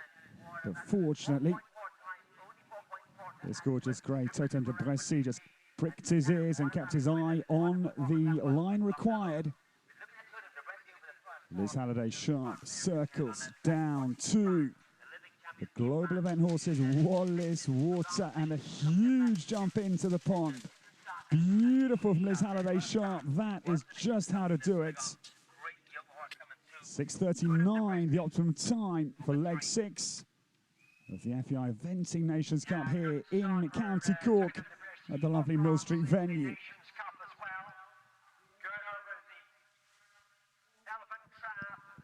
Totem de Bressy, Saint-Français, son of my Lord Carthago, the Haras Nationaux show jumping stallion. But another very dicey jump, I'm afraid.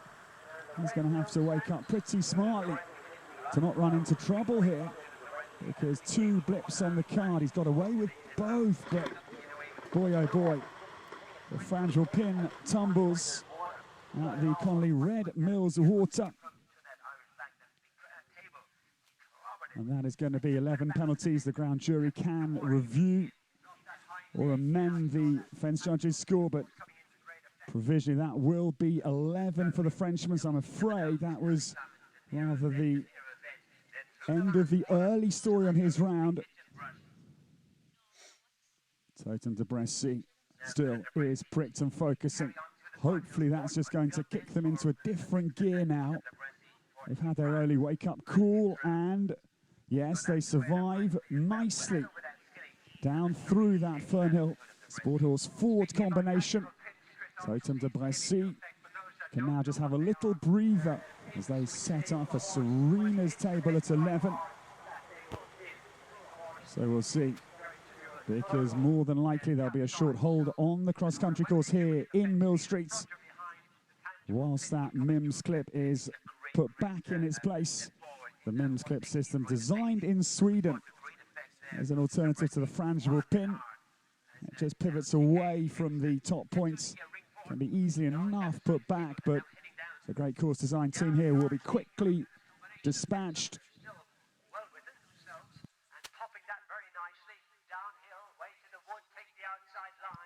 Mike Etherington Smith, as we've said on a number of occasions, the designer here, also in Le Moulin. And Mike will be at the helm of the European Championships for next season. And Julia Otto's wonderful North German competition. Also designing in Adelaide the 4-star Down Under.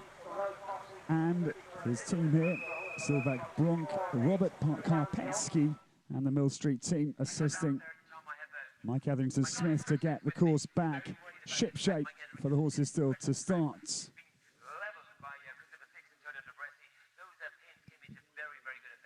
Totem de Bressy running little bit out of the hand here. This is not going the Frenchman's way. He's still attacking, but I hope things improve here, because he's having a bit of a dicey round. He had a nasty slip on the corner there into the water complex. He's going to have to take a deep breath here and just try and steady the ship down. It's not easy out on the cross country when it starts going out of your hand in terms of your desired performance. Totem de Bressy will gather confidence very well through the triple combination.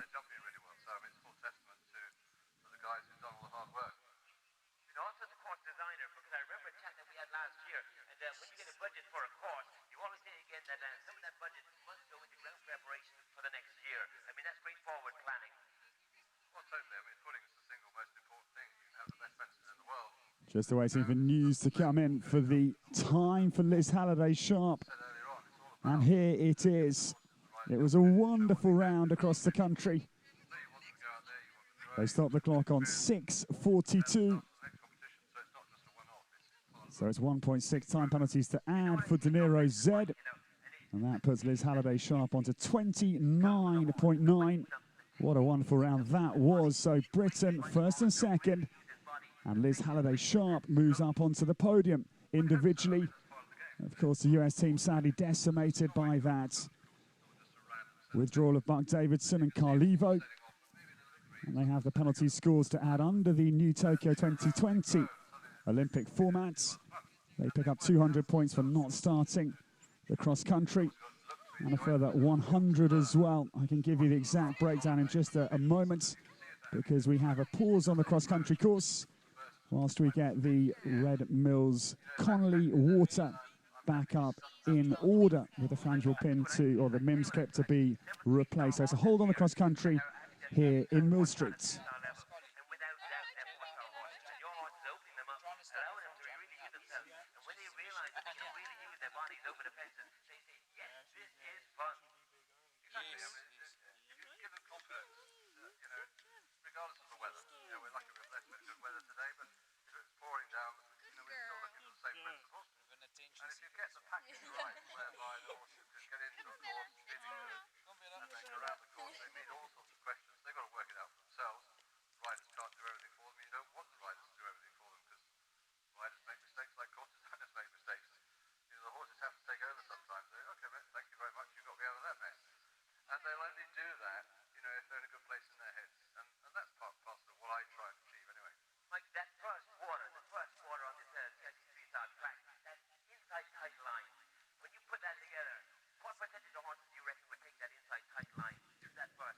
The team here gets us back up and running rapidly as we welcome now Patrick Byrne is on the early part of the course. He rides his own BGS Country Dreams this afternoon.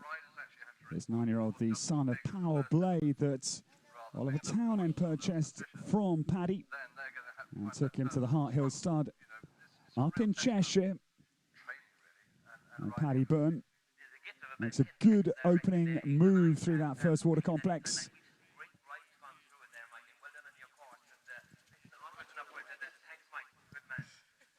You'll notice watching that the technical combinations intersperse with more straightforward fly fences, they're called in the sport, just to allow the horses to run and gallop between the combinations.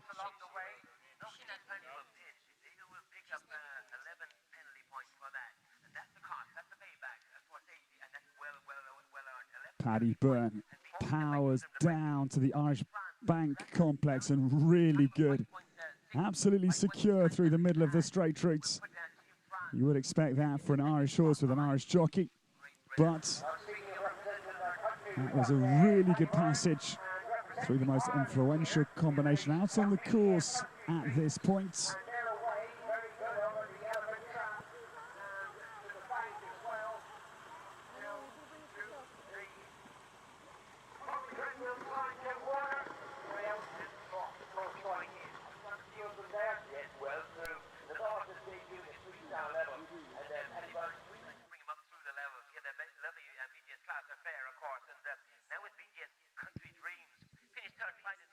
Paddy Byrne is giving this young horse a really good positive start as he just commits through that Connolly's Red Mills lime kiln water.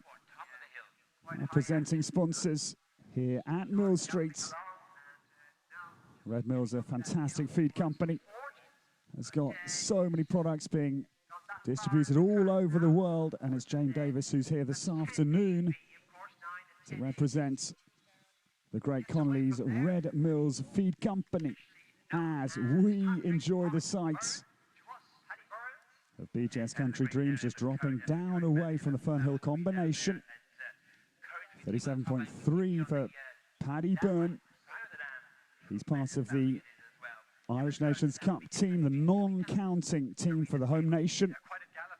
And just to put that in context, because of course eligible for prize money, etc. Only the season's points not available to Ireland's team. It is comprised of Brian Morrison, Padraig Flanagan and Paddy Byrne. 114.3 was their start score. Paddy Byrne's at the top of the hill. Right-handed over that part. Looks for this now. This is usually a four-strider here. And sets him up. 1, 2, 3, 4.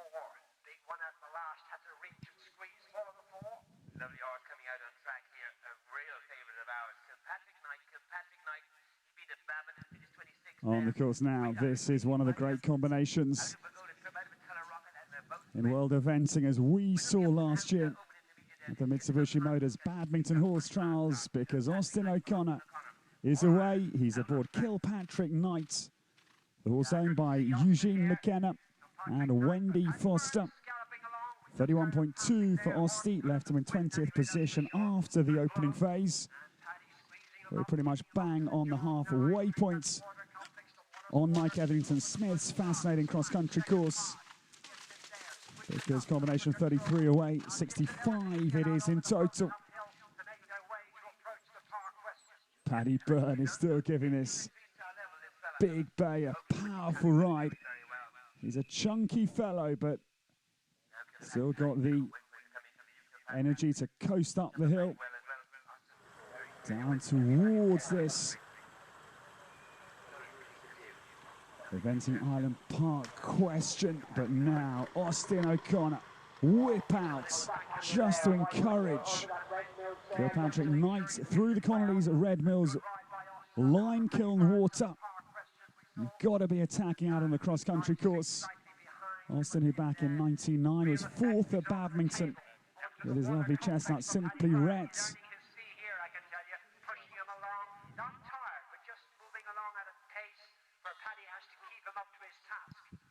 Paddy Byrne still fighting for his clear round here.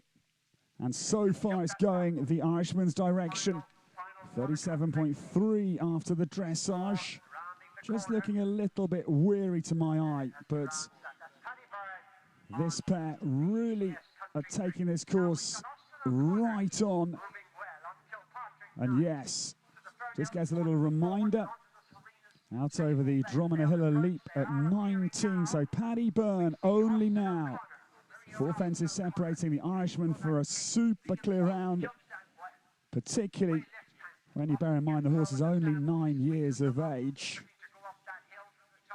Britain out in front, first and second. Ros Cantor, Alex Bragg, Liz Halliday-Sharp in third position for the US and A as away goes. Flora Harris, Bayano is on the track. They did a lovely dressage for 30. 17th position for the horse, co-owned by Rebecca Salt and Caroline Harris. This one, side by the great Contendro, the second of what is really show-jumping royalty of bloodlines. The Damsar here, Cavalier, as Flora launches out over that big elephant trap. The cross-country app fence at number 6. The cross-country app, a super new innovation.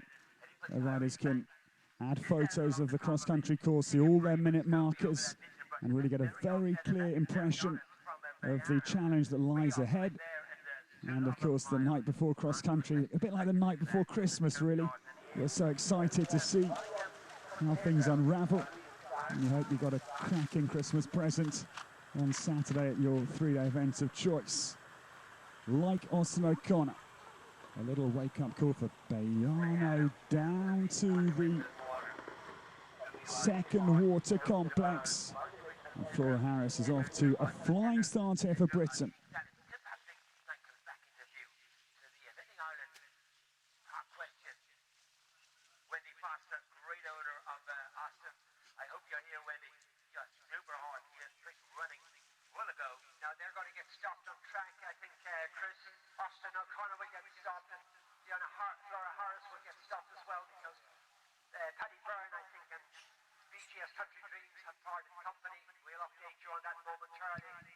Bayano beautifully through the middle of the Fernhills Sport Horse combination. But yes, we hear sadly a late fall for Paddy Byrne. Not in our pictures. That really determined effort came unstuck. I would imagine at the combination at the back end of the course. I'll confirm that for you in just a moment. But sad to see. Hold on the course.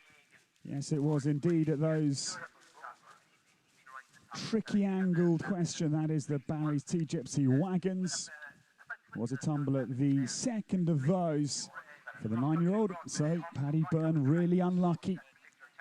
Nearly but not quite home with BGS Country Dreams. We hope they're okay as a pair.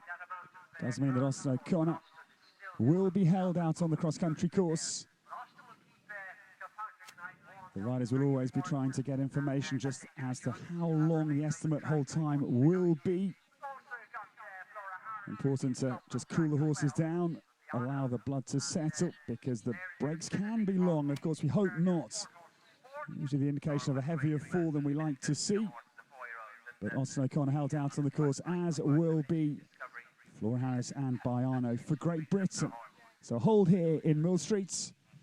And just to remind you the position. Ros Cantor, the world number 2, leads the way. Zen Shearer, 6:43 for 4 seconds over the time. 26 out in front of Alexander Bragg. Barrichello second, 28.9. And the USA's Liz Halliday-Sharp flying the Stars and Stripes on the podium. Dinero Z, 29.9. They're our top 3 at the moment. But important rounds both held out on the course, because Flora Harris can go into 4th position if she was to be inside the time. And Austin O'Connor as well is within touching distance of Liz Halliday-Sharp. So, ladies and gentlemen, it's a short break here. And we'll be hoping to resume the action very shortly. But it's a fascinating test. The ground is just starting to cut up as well, which makes it all the more tricky out on the course.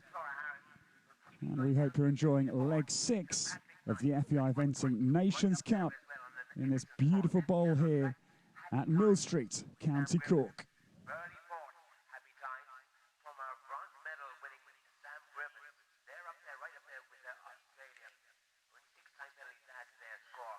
35.9 for the total. John Paul Sheffield with a lovely Buchanan Water Valley Wizard. Locker Hook Ivory. Applying in about 5th at the moment on 37. Fabian, Billy Duma, super clear jumping around 9.6 to add to their time. Fern Hill, now whatever, what around it? 1.2 time penalties only to add again for Kate Honey. So a lot to play for. And Team Great Britain, Flora Harris being held on track too. We're looking at the team scores. Great Britain are currently on 86.5. But Flora Harris is on Team Great Britain as the second team member. She's being held on track, so we'll see there what their score comes to. France has had 2 competitors out on track. 109.5 their total score as it stands. They have one more rider to go. It's strange having only the 3 members on the team there top. Normally we're used to the 4 members. This is the new Olympic format. And FEI and the Olympic Council have taken for this new format. Three riders will represent the country. And you have an ability to substitute. This is the one from America. One day the forward USA had Carleva, who was at our test at 135. Said that they weren't happy to cross country with. So that was America. Those 3 teams then were in the wrong. But they take it to me. I hadn't had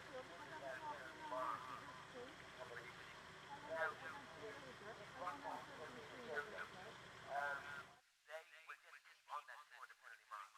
But besides the show jump, just besides the show jump, they'll have an extra 100 also penalty marks again. So it's a whole new world we're in here now with this new Olympic format. This is the second time the FEI has tried. The first time was in the Nations Cup there, France winning there. And again, we've got to get our head around it. And it's where we are. And for 2020 for the Japan Olympics. Well, it's a nervous wait for Flora Harris. She doesn't look at all nervy, but of course, she'll just be keeping her cool. Little discussion with Jill Watson, the great British team trainer. Jill was at the helm of so many junior and young rider gold medals back over the recent decades. And just passing some information to Flora as to the likely time she'll just have to walk Bayano around. But good to see, looking absolutely as cool as a cucumber out on the course, because she needs to be, because Britain can really move into a powerful position. They won leg 4 out at the Brook Ledge, Great Meadow International. Georgie Spence was second individually, and that was a really good performance from the Brits. Philip Searle's team to put them into a very interesting position with this leg here in Millstreet. Waregem in Belgium, leg 7, approaching in late September. And the final showdown at the military Boekelo Enschede Horse Trials in the Netherlands, second weekend of October. The Germans, who won on 4 occasions the Eventing Nations Cup series, they languish a little bit at the moment in 4th position. And they've got to play a good game of catch-up. And I must say, it's a very opportune moment for Georgie Spence to arrive. Georgie, Britain are in a fascinating position. Flora's held on the course. Alexandra Bragg was wonderful. I just literally told you of your great second out in Virginia. Tell us a bit about, this pause as a rider, Georgie. It's not an easy time. You've got to try and keep yourself cool, haven't you? Let the horse just have a breather, but then refocus on the task ahead very quickly. Firstly, welcome, Georgie. And congratulations out in the States. Thank you very much. It's a bit of it can be a pro or con for being held. I think from a 3-day point of view, if you've got a horse that isn't the quickest in the world, it's definitely a positive. Your horse can have a breather. I personally don't like being held, certainly on, a CIC course where it is a shorter course, because you've got to keep your blood up, but equally you want to settle the horse down so he doesn't waste all his energy. But you can then get him going, and you've got to come to another big question and expect him to jump. Now this cross-country course is fascinating. We've got cascading water alongside the Connolly's Red Mills second water, Georgie. 6:39 is the time. Still only Alexander Bragg inside with Barrichello. 6 seconds under. Tell us a little bit about the trials and tribulations out on the track as a rider trying to come home inside the time. Yeah, I mean, I'm in the CCI, I'm not in this class, so I haven't wheeled it. I haven't sort of looked at the lines in how you make the time in here, but, you know, Alex is a very quick rider. It's good for us that he's a Brit, and this is our Nations Cup. But I mean, the CICs I often find more difficult to make the time because there's not a lot of galloping. You are just literally going from fence to fence to fence. You don't have time to make up time, and if there are difficult combinations, you know, if you're asking your horse to get back and wait a little bit, it's amazing how much time, if you can waste half a second on each fence, how that really mounts up over the course. Whereas in a 3-day, you can make up a couple of seconds if you've got, you know, a 30-second gap between fences. We know it's 7 out of 8 counting scores this year, and Britain, as we said, got off to a little bit of a dodgy start in Houghton Hall with problems on the cross-country. Great catch-up in Stregham and then the win in America. Vargem, Buccalo still awaiting, so I'm guessing mood is very high in the British camp as you guys try and take down the season series. Yeah, definitely. I mean, the Brits have been doing really well this year. I think a lot of us are on form. It was great to win out in America and to be on the team that had won. I've done a few Nations Cup before, but we've always had silver, so to actually win, it was, you know, it was a real pleasure.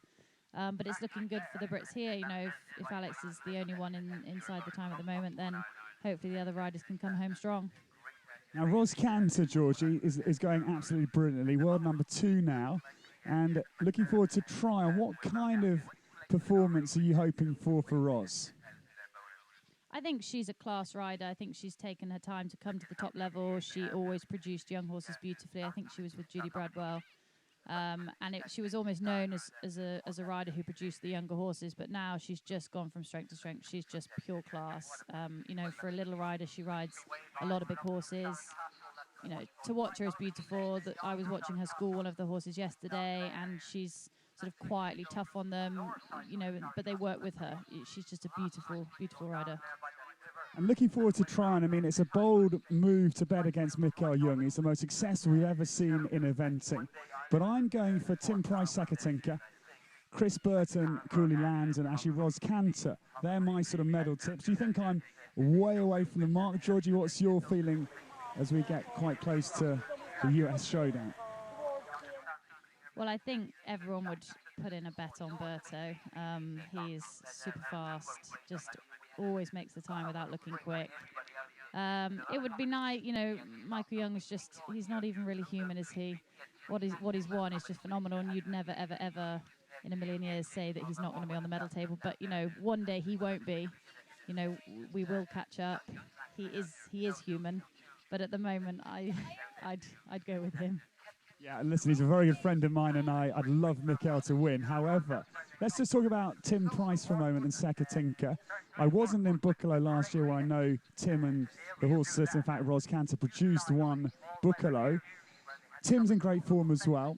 He had a little bit of an unlucky sort of run with Wesco, and I think Pricey could be a man that maybe would win. I mean, from the fact that in Aachen they look gorgeous. I saw them warming up and I was like, this is a kind of world-beating combination. Are you parallel to me, Georgia? Has Holloway gone off into Cuckoo Land? I think again, he's one of the top in the world. I was going to say Brit then, but he's not a Brit, even though he's based over here. He's one of those riders who's been knocking on the door for a very long time, hasn't he? And I think in Britain he's won a lot. He's won a huge amount, but sort of at the championships hasn't quite shown his best. So, I mean, maybe it is his chance this year. You know, he's on a super horse. He's as cool as they come, and you know, potentially he could, you know, challenge Michael if we can ever think that. And then, of course, we must talk about Janelle Price, because the double at Badminton and Le Moulin was some moment for Janelle, and she's on fire. I'm not sure if it's Ferry Dynamo or Classic Moa going yet, but either horse again could be in the reckoning. Yeah, I really like the grey horse. She's always on form. You know, is she ever not on form? Although if she might not be winning everything, she's always there and thereabouts. She's always quick. She's always classy. And again, you know, I think she's one of those people. She always looks calm on the outset, but she's definitely like a duck in terms of everything is going underneath. But no, I think there's quite a few riders this year that you think who's going to get it. From a medal point of view, I think wouldn't it be nice to see Janelle and Tim on the podium and argue out who's the best one. But I think it's going to be really exciting. I think a lot of it is how do the horses travel? Do they get over to America and are they good? Are they tired? So a lot of it is have they traveled well? Have they come out? And are they on form? And I deliberately have not talked about the team competition because I think this is just so wide open this year. The Kiwis, the Australians, the Olympic champions, France, Great Britain, Germany. I mean, it goes on, Georgie. And I would not even enter the discussion about who could win the team competition. No, I mean, I'm with you that there are so many, and the French at the Olympics, they're just everyone seems to be on form. They have multiple riders that could be in a team place and multiple riders that could do well. So yeah, there's no way I'd want to put a bet on team positioning, but there's a couple of the individuals that are pure class. And of course, Fredrik Bergendorf's Swedish team as well. They won the silver in Stregom last year. Another team that's really becoming very, very strong. So yes, it's going to be a fascinating battle that lies ahead in North Carolina. Well, Georgie, thanks so much for coming and giving us your impressions. Are you riding? What time are you riding this afternoon? Because if you could commentate a little bit, it'd be wonderful. Yeah, I'm on at 3:38 later on, so yeah, I can do a little bit of the commentating for the Nations Cup now, and see how everyone's getting on. Wonderful. So that is all coming up. It's a short pause here as we see in Millstreet, Austin O'Connor and Flora Harris held out on the course. Grab yourselves a quick cup of tea and we'll see you because it's a crucial time in leg 6 of the FEI Eventing Nations Cup here in Ireland.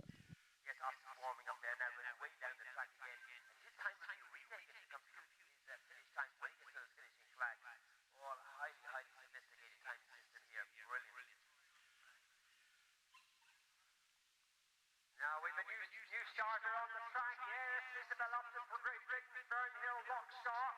It's that prefix name again, Byrne Hill, coming up so many times. New starter. Now we have Austin O'Connor warming up, ready to start. He rounds that corner and is restarted, I think. Austin O'Connor away to the Hopsat, the picnic table. And lovely jump there. Kept him warmed up into the water complex for Austin O'Connor. Kilpatrick Knight representing Ireland over the second part. Rounded the turn out as well over the brush. Austin O'Connor got off to a very positive attacking start, and this hold, I'm sure, will just galvanise Austin as Kilpatrick Knight just running down to this huge ditch and brush, the Dromina Hill Leap. Well, we're back up and running because Isabel Upton's out of the start blocks as well. Aboard Rachel Upton and Amy Crerer's Fernhill Rockstar. 32.2 after the dressage. Flora Harris over the log pile and then launches into this Wallace water. Byrne improvising beautifully as they scurry up the hill to come to the triple combination. Looking very much refreshed for his short pause out on the cross-country course.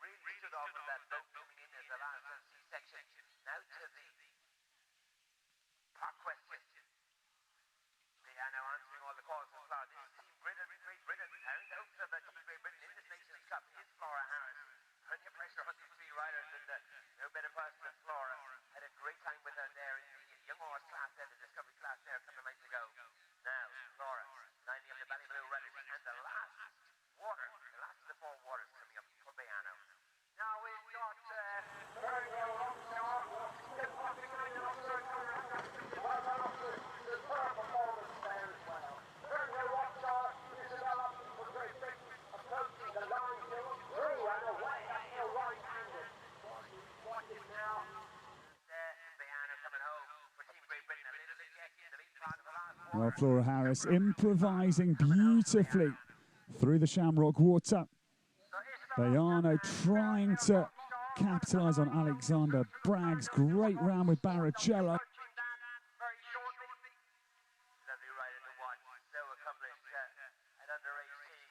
Fernhill Rockstar up at the Fernhill combination. Carol G's wonderful fence, and that was a very good passage down the hill. It's a long gallop down towards this low slung table. Serena's at 11.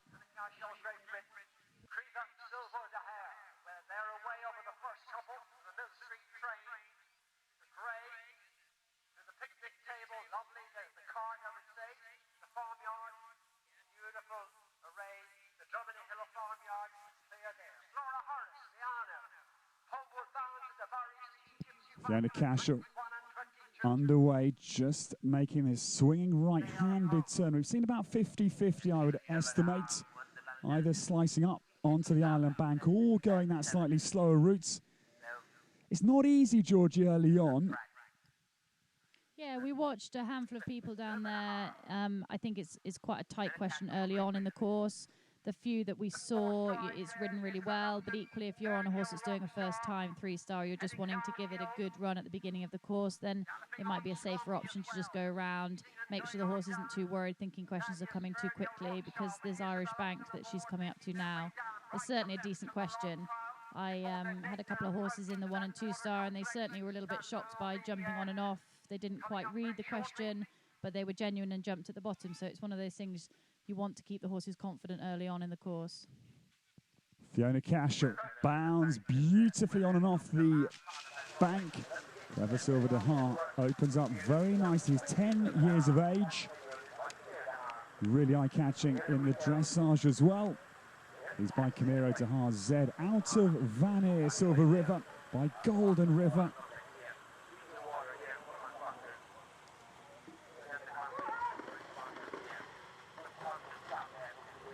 Fiona Cashel opens up her account with a plum as they rip through the Connolly's Red Mills Lime Kiln water.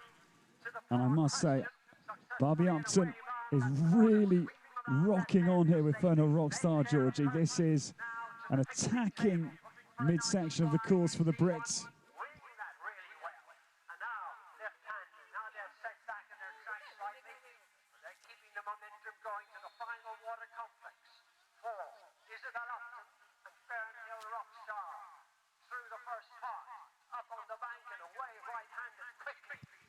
The backdrop of the County Cork Hills welcoming Creva Silver de Hart through the Fernhill combination.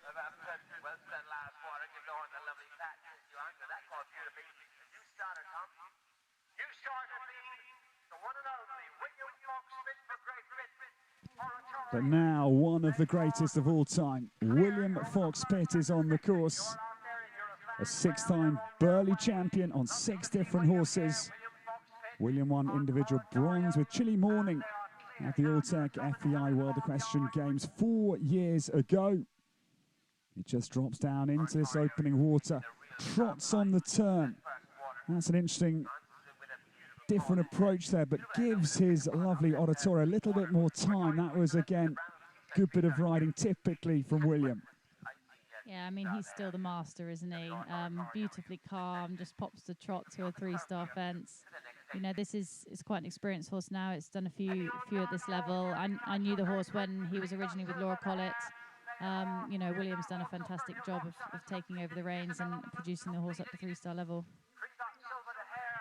William hacks down to the Elephant Trap.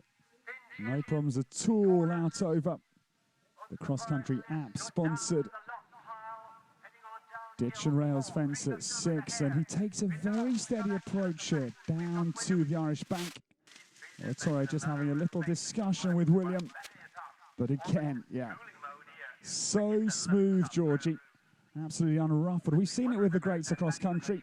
Remember Blythe Tate in Stockholm had an awkward jump in the water, just stopped, looked back, and it's incredible how in this kind of adrenaline mode the real greats can just drop out of it and go back into it like a sort of flicking a light switch on and off. Yeah, he looked like he thought the horse was going to be a little more green coming over the banks. He just gave the horse plenty of time. And actually he popped on and off very sweetly and stayed very straight to the angled brush coming out. But, you know, the horse looks as cool and as calm as William does, just hand cantering along, making it look all very easy. Welcome to Millstreet. He jumped fine, he jumped very good. He'd be thrilled at that. He jumped through, nicely through there. Didn't hesitate at that second part at the trough. So nicely through there for William Foxpitt and Oratorio. New starter being that's Molly Summerland for Great Britain. That's Charlie Van der Heiden. They are clear, I think, over the first and the second as well. I think the train, the Millstreet train. So William Foxpitt away from the forward. And the furthest forward, they move on. We'll see them at the back of control here now. William Foxpitt, Oratorio. The new starters, this horse really caught my eye in the dressage. I said that with a bit of time, this 9-year-old could, I think, lead the first phase at advanced eventing.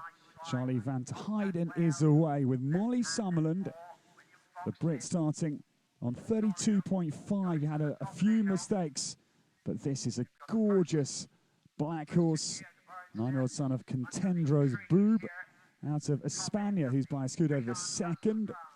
They're off to a great start on the course, and getting a good start, Georgie, is crucial, otherwise you're sort of dead and buried. Yeah, and Molly's a beautiful rider. I bought a horse off her a couple of years ago, and she is so brave and bold as a rider. She gives the horses all the confidence. You know, and looking at that there, it was on a half stride, it trotted, but the horses trust her and they jump for her. This horse is just beautiful. You know, it's absolute class. She's normally in the low 20s in the dressage and the 2 stars. But she's new to moving up to 3-star level this year. She's done very well with the horse. You know, I'm surprised to see her on a 32. You'd normally be expecting her to be in the mid-20s. But that's just her as a rider. All of her horses are beautifully produced. And, you know, look at the confidence she's given them. Even though he looks a little bit green, he's still jumping for her. And that brings me to my next observation about the use of hunting, because the Irish banks always in the hunting around Cork, Limerick, Wexford, wherever you are in the Emerald Isle. And that is where the horses learn to improvise, and also steeplechasing, something that William Foxpitt would know a thing or two about, as Oratorio, again, looking so good. And William's one of those deceptive riders. You can think he's slow, but like Andrew Nicholson, they're often so quick. As Molly Summerland guns through the frontal combination. That horse is just beautiful. Yeah, she's riding it really well. She's coming on a few half strides, but she's constantly giving it confidence to keep jumping, and its ears are never moving away from the fences. William now, as you say, he looks like he's cantering around a pre-novice. You almost think he's going to come in hours over the time, but knowing William, I'm sure he's still well up on the time and well on his minutes. William just turning down to this roll top castle into the last ward of the Shamrock Triple, and Oratorio gets a well-deserved pat from the ace. And now a man who's learnt his craft from William on course, Hector Payne, joins us. He rides the Skinners and the Halses top Beats.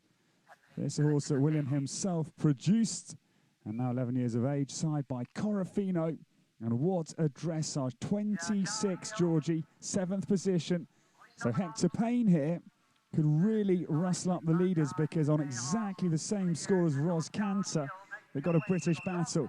And if we have a dead heat on the scores, it goes down to the closest to the optimum time of 6:39 on the cross country. Molly Summerland down into the bottom of the Tricana, into this middle water. The global event horses, Wallace Water, but this horse, well, I fell in love in the dressage, and that has not altered at all. Powerfully through the middle water. Yeah, again, they both look a little bit inexperienced, a little bit green, but wow, that horse is class. It has so much scope, and it just keeps jumping. It keeps jumping wherever she tells it to take off. Hector sets Top Beat up for this Conley Red Mills Water. That is a great escape. Got very close to that beam. It's caused a few problems already. The running water as well, but that was good riding. Just kept his weight, Georgie, back, not to have the weight on the horse's forehand, so he can't snap those front legs out from a deep spot. Yeah, it walks a nice 3 strides in there, but I think because the horses are backing off, the riders are coming in quite strong. So then if the horses don't back off as much as you expect, you know, they are getting there on a 2.5, and that horse definitely looked like he second guessed and said, do I take 2 or do I take 3?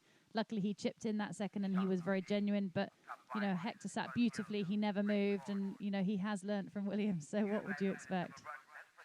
Top Beat again, beautifully through the Fernhill Sport Horse combination. And our new starters, we welcome Alex Donohoe for Ireland is on course. This is the gorgeous Guidam Roller, 8 years of age, so joint youngest horse in the field.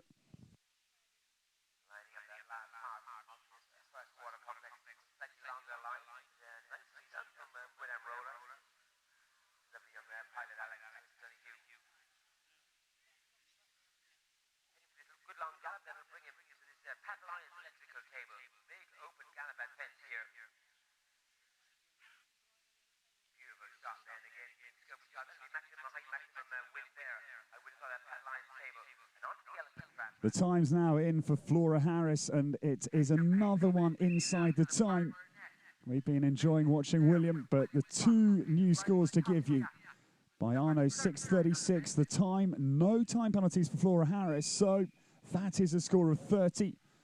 Puts her into 4th position as we stand.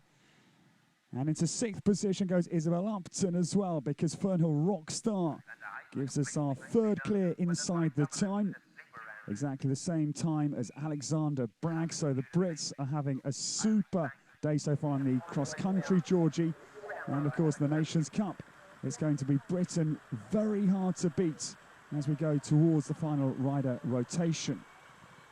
Yeah, definitely, and there's a couple of good Brits to come on some good scores. It looks like the time is very much achievable if the horses keep moving. But, I mean, Tom Carlisle looks like on a ridiculous score that he's going to be very, very difficult to beat.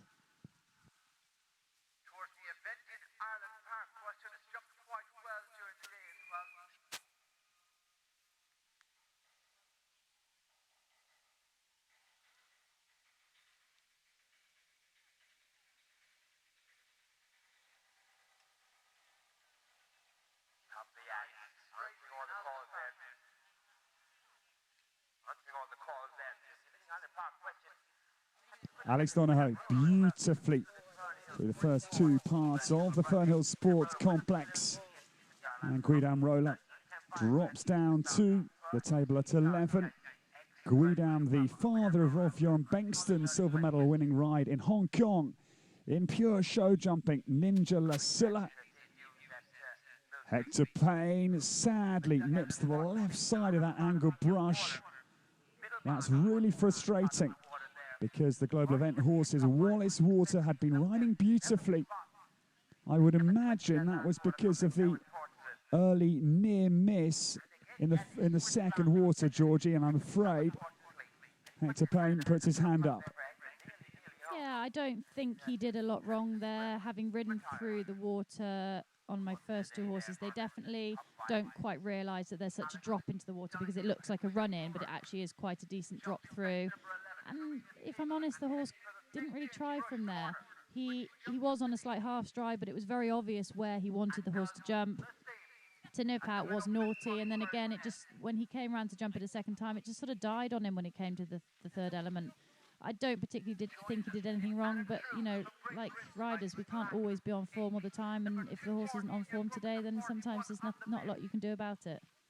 I'm kind of slightly thinking of that near miss in the Connolly's Red Mills Water, where they got very close to the beam. Maybe it was in the horse's mind as well.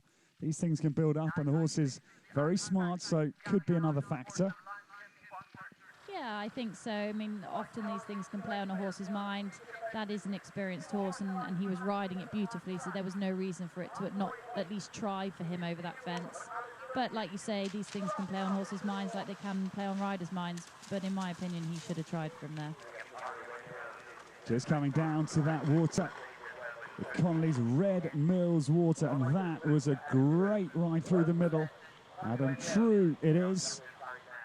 Adam's family run a scaffolding company, hails from Kent, and he trained a lot with Jock Paget to get him onto the international circuit. Alex Donohoe coming through the triple combination.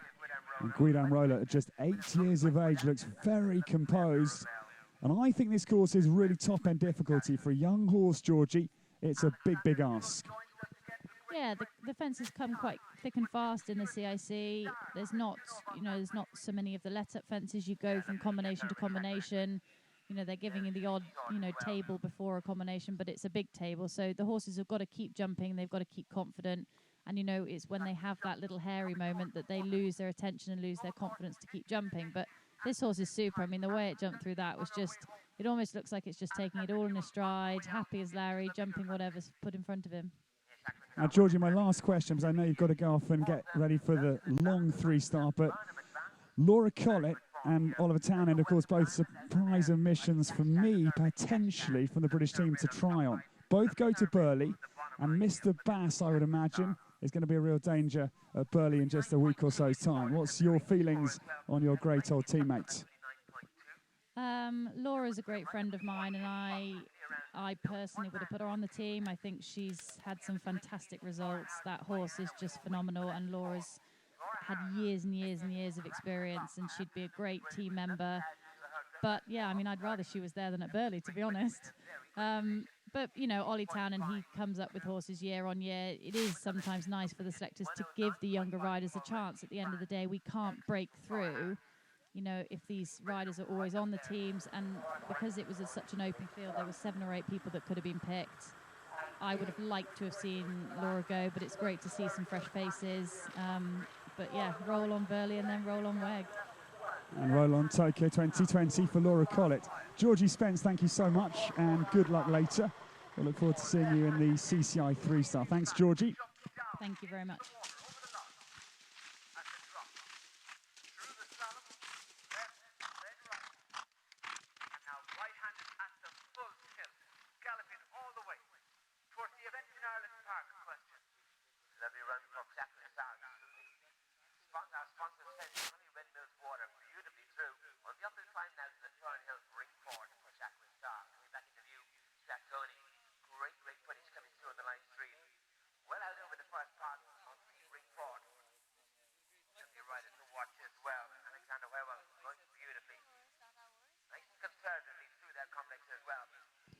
Adam True beautifully down through the Fernhill Sports Complex.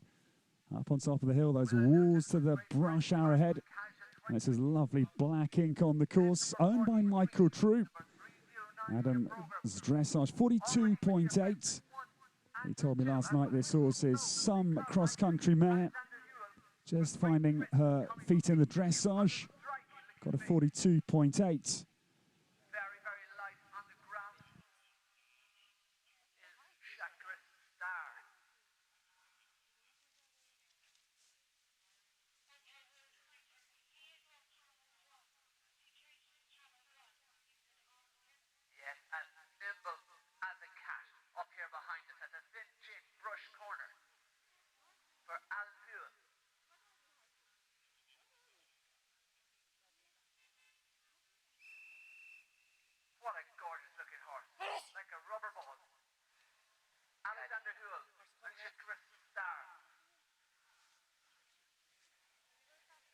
Coming into view on the exit live stream to the Irish Bank, beautifully on, beautifully off. It is Canyon 20 for Willie Newton. Great owners here as well. Joey Newton and Lady Sarah Cockendale, very much connected with the beaver hunts, and great people, and great hunting people, great eventing people. Willa Newton back on the course. Her second ride comes forward. Her father Joey Newton's and Lady Sarah McCorkendale's Kaya is on the track. 10-year-old mare by Corenzo. And the dam sire here, Ragtime, is pricked as they assess the Connolly Red Mills water. beautifully through the middle from Willa Newton. She's a class act across the country. Alexander Hewell now coming with Shakiri Star down to the triple combination. The Eventing Island Park question improvises through there. Just a little wake up from Alexander down the hill as if to say to his horse, come on now, I need you on side, because at the bottom of the hill is awaiting that big Shamrock Water combination. Kaya, smooth as silk through the Fernhill Sport Horse Complex, really impressive.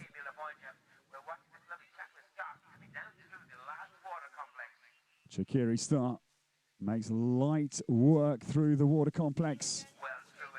Alexandra Hewell is a rising star for sure for the Brits.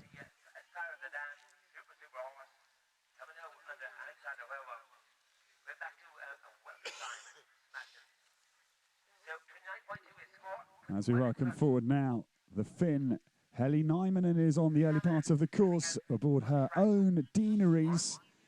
9-year-old Irish sport horse mare by Limerick, and out of a mare Screamore Dark Stranger by a very good stallion, Big Sink Hope. As Deaneries just running down to the big cross-country app, Elephant Trap at 7. After that, slightly awkward jump over the hay rack, little false ground line there just to draw the horses into the bottom of the fence. But luckily, gets enough clearance from the finish combination.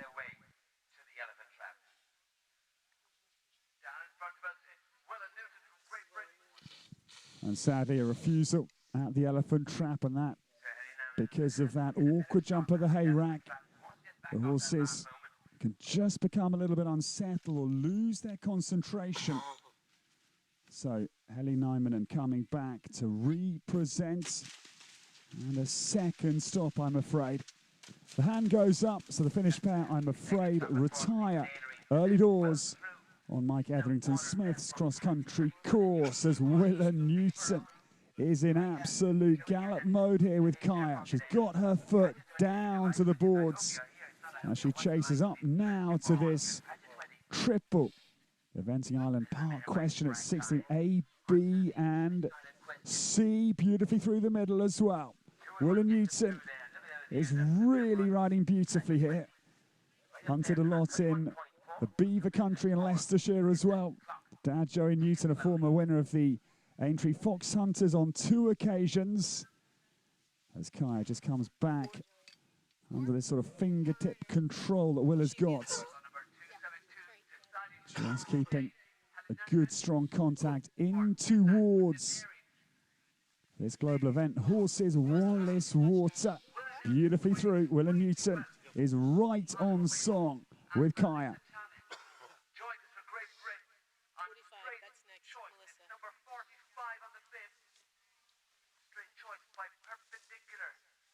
That's a great name.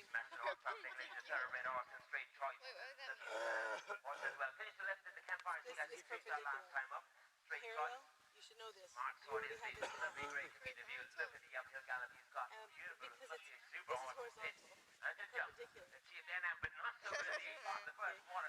Just gonna take it and invite it right into the butt of it. Right in the takeoff spot inside of that. Good shape there. Now, we haven't mentioned the team position for some time. We're in a big batch of individuals. The next team rider will be the man that heads up the dressage leaderboard after that dazzling performance. Thomas Carlyle will come. He was due to start at 2:39, but we've had a few delays, and I doubt we'll be catching up time with the 3-minute intervals out on the cross-country for our starters. But in any case, we'll hope to see Tom out in about 40 minutes or so, I'd imagine, on Mike Etherington Smith's cross-country course. As we are live now with Melissa Townshend. Drops down through the difficult Irish bank combination. Straight Choice lives up to his name, beautifully through the middle. 13 years of age, side by perpendicular. And the dressage for Mouse, as she's known, 33.9 it was for this gorgeous grey. It is pricked. And always a grey galloping. We'll draw you back to Ian Stark's galloping greys, Glenn Byrne and Murphy himself. Two of the greatest cross-country horses with the Flying Scots. Got quite deep into that water beam. It's been very influential. Not surprisingly with that running water. I asked the question actually on my crosswalk if that was going to be the same for the cross-country day. And Camilla Spear said, yes, absolutely. That's part of the great Connolly's Red Mills second water.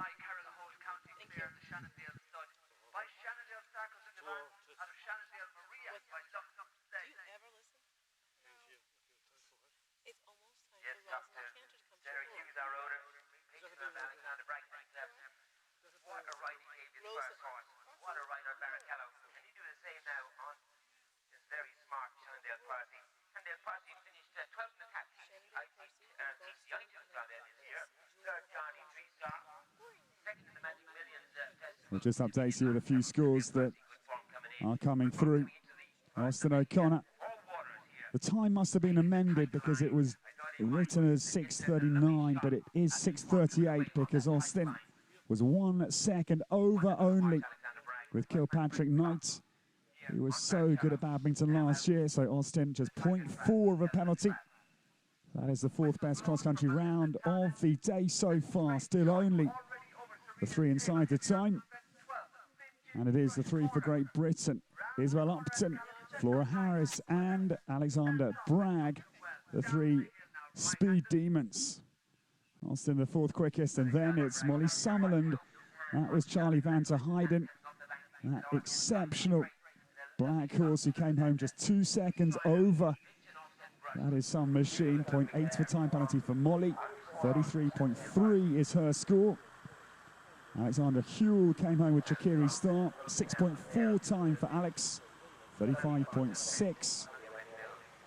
And the other score to bring you right up to date was for Fiona Cashel. That was Kriva Silva de Haar. 2.4 time penalties. 6 seconds out of the time for 36.1 for the Great Grey.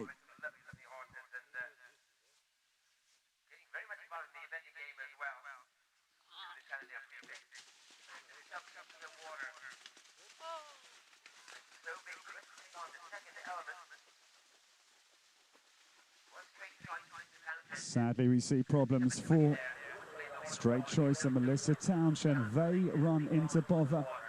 And the global event horses, Wallace Water.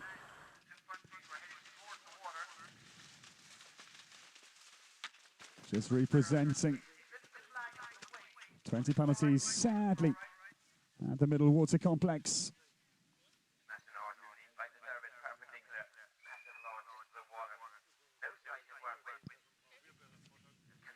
John-Paul Sheffield comes onto the cross-country course. His second ride here this afternoon as the sun peeks out of the cloud cover. The weather these days has been very up and down. Typical Irish weather with winds, with stair rod rain. It's been all going on, but finally we're enjoying the Irish summertime as John-Paul Sheffield gets underway with Gulfstream. The horse owned by Suzette Tonks. Dressage with 33.1 for 27th position. Straight Choice revs down to the Shamrock Water. Well, Melissa just rather threw the reins at him and said, come on, old boy. And he does, beautifully through the middle of that. That was a really positive response from Straight Choice after the problems at the Wallace Water. Gulfstream, boy oh boy, oh sad to see. Just bellied on top of the Irish bank and no chance for John-Paul Sheffield. That's really frustrating. Elimination, I'm afraid, at 7B here. Just crumpled on landing. John-Paul thankfully thrown well clear. I'm sure horse and rider are going to be absolutely okay, but it's elimination. The individual for Great Britain.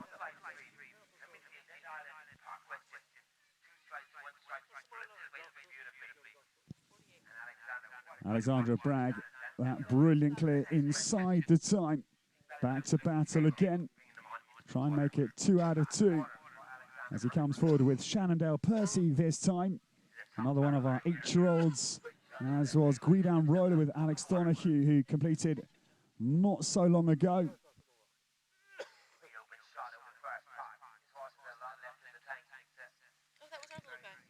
Again, just to give you the score for Alex Donahoe, that was 16.4 time.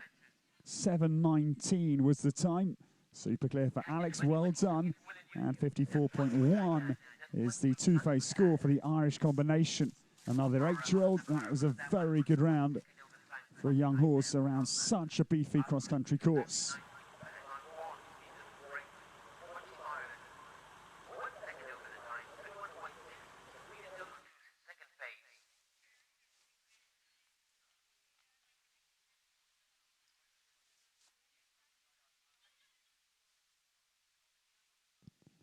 The time's also in now for Willa Newton, just completed. Willa completing with Kaya. 7.2 time penalties out on the course. Very good round completed for Joey Newton and Sarah McCorkadale. So that is 38.6. Puts her into 30th position as we stand here in this hotly contested Millstreet International.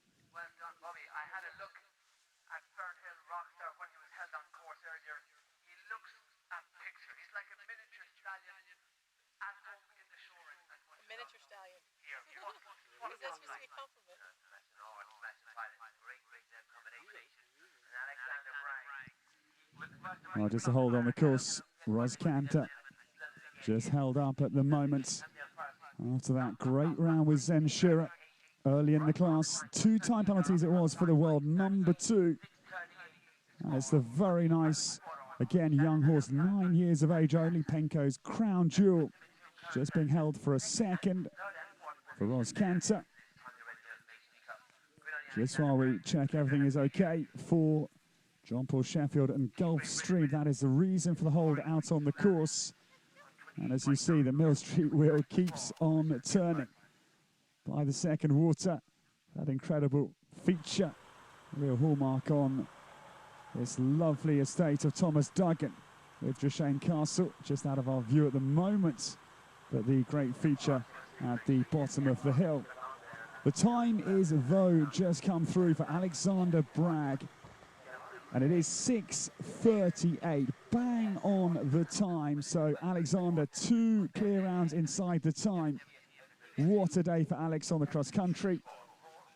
And that means that Shannondale Percy goes right up into contention. 29 is the two-face score.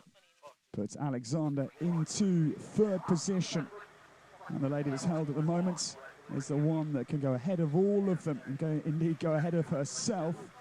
Is Ros Cantor starting on 25.5. We'll be waiting to see her back in action in just a moment.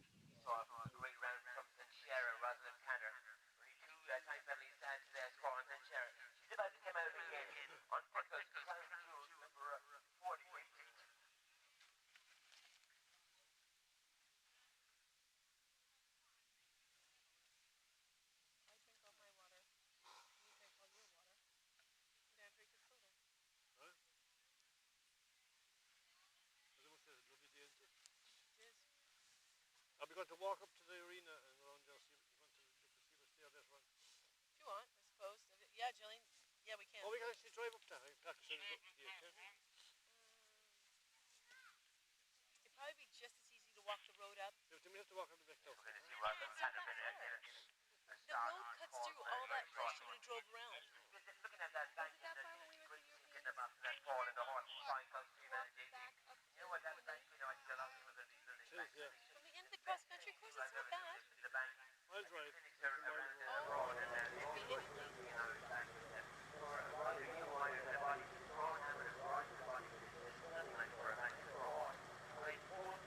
Thoroughbred schooling there over the state. These are open track thoroughbreds, and in two different sessions. And some of them were giddy and buzzy and whatever. We're delighted to welcome Ros Cantor back to the cross country. Britain having an outstanding day on the course. Just that sad departure for poor Hector Payne, and top Biat's the only real blip for the Brits. And Ros comes back with Penko's Crown Jewel. This is the daughter of Jumbo. The sire, as we said before, of Andrew Nicholson's Triple Burley champion, Avebury. Avebury, who also won Barbary Castle on 4 occasions, the undisputed Barbary King. And 25.5. It's Ros Cantor battling herself here in Millstreet, because Zenshura, 26, just half a penalty behind his stablemates. And Zenshura way more experienced than this 9-year-old. Ros is right out in Lamoulan, Zenshura as well. For that super 3rd place in the 4-star.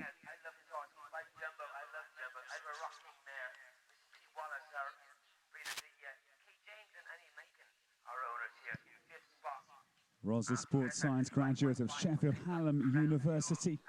She juggled their first team hockey, her eventing career and her sports science studies.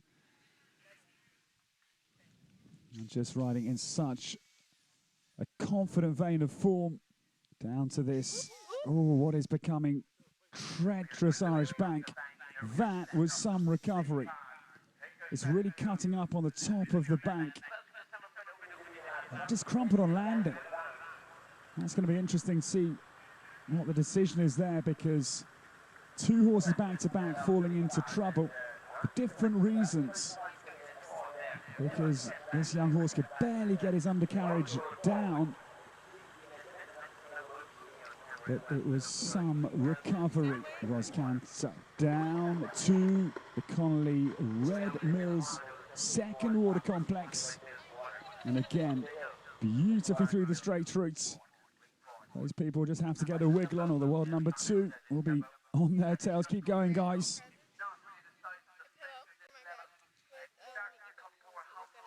This was owned by Kate James and Annie Macon.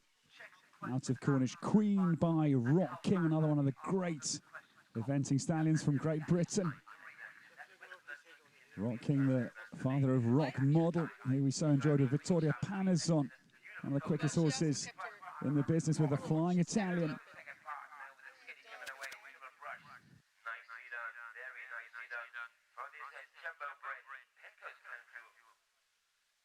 Jumbo bread. We have another it's like Wonder Bread. Number 49 on the bib. Number 312 in your start. 9 line is the horn. Nice line by Nintendo. Nintendo? Lots of form coming through.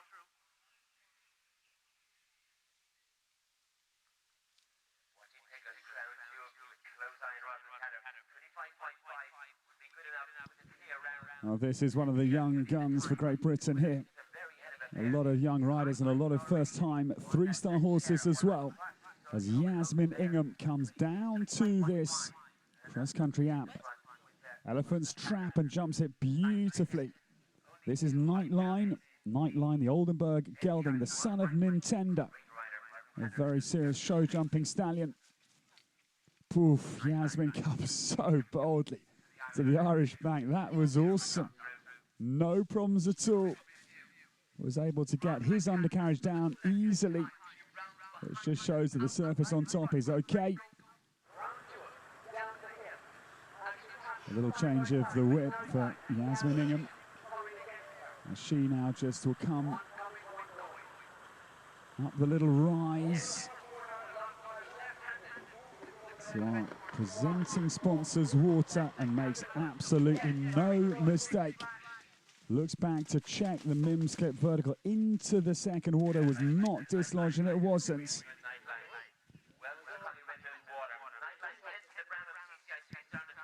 Ros Cantor, 25.5, battling her own Zenshura, the individual title here in Millstreet as we stand.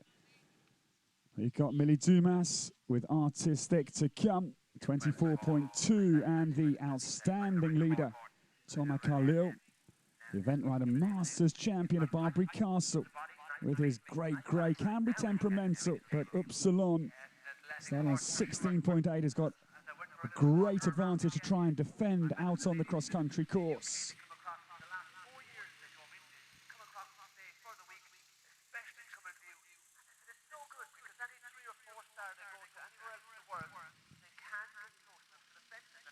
Ros Cantor is riding just absolutely sublimely at the moment. You can't just think she's just arrived at world number 2 for no reason. And once again, we see the improvisation necessary to successfully come through the global event horses. Wallace Water.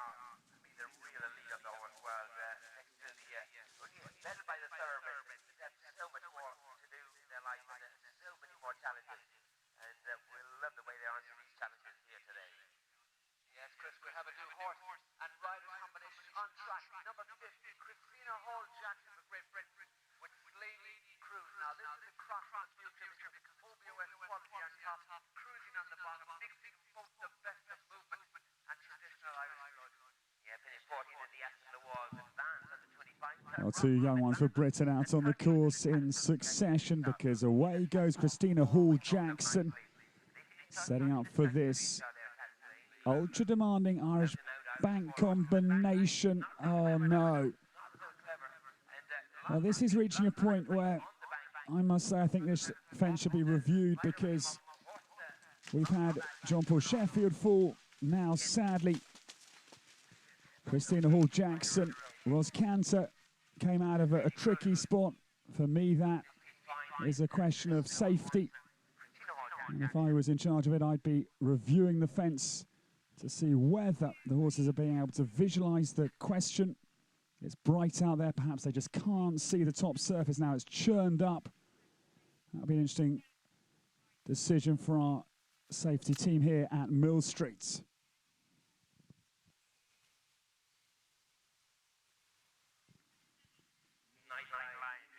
There's always options. They could firm up the footing. They can say that riders have got to take a different approach. And it's always a complex analysis of factors. As now we welcome Yasmin Ingham down to the middle water complex. She's been giving this fairly small Horse Night line a very good passage. Out of the mare Chamkara by Champion FP. And the horse that Yasmin also owns herself. Came back from a very good 2-star result at Somerford Park in Cheshire. Was fourth with Rehe DJ in behind Biggie French and Izzy Taylor. Izzy was second and third in Cheshire last week. And Izzy, who won both this class and also the CCI 3-star, the long format competition here in Millstreet last year. Took this Nations Cup individually with Be Touchable, and Perfect Stranger was a long format champion.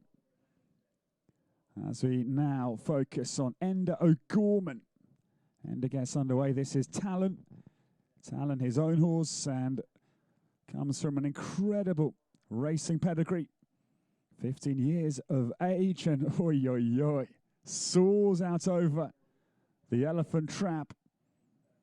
43.9. He was very happy with his dressage after the first phase was completed, and that is because the thoroughbreds, typically hot-headed and used to galloping and jumping, they know the cross countries around the corner, so just trying to get the thoroughbreds' mind on the dressage is the complex part as a rider. Enda starting on 43.9. He's got his shades on to try and keep his focus.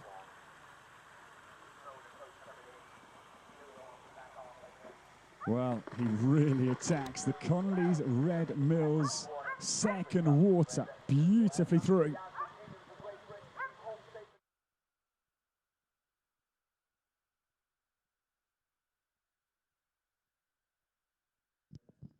This horse for Enda O'Gorman only completing in his third 3-star. 20 penalties at each of Campfire back end of July and also Mallow late June this year. So I feel it's time for a clear round for Enda O'Gorman. And he started off absolutely superbly. He's really attacking with a kind of cool calmness about him as well. Talon was bred by Hazel Ann Frawley, side by Woods of Windsor, great racehorse out in the USA. Competed at the likes of the Preakness Stakes, part of the Triple Crown. And the mother, Blazing Hicks, goes back to Seymour Hicks. And Seymour Hicks side the great racehorse Seymour Business. A horse that raced up till he was 13 years of age. Had a glittering career that saw him only fail to complete the race tracks on 5 occasions from 36 starts. And he was accompanied by the likes of Joe Tizard and most notably Mick Fitzgerald. And they won the 99 Cheltenham Gold Cup as a 9-year-old, beating a horse that was 5 years his senior, Go Ballistic, and also a double winner of the King George VI Chase as well. So Talon is bred to tackle the 6:38 time, but I would suggest the defender wants to clear just to play safe here and there. But now we welcome Liz Halliday Sharp back to battle. Now this is the lady I mentioned, Thomas Carlyle and Millie Dumas, top 2 after the dressage, but Liz was in 3rd on 25.9.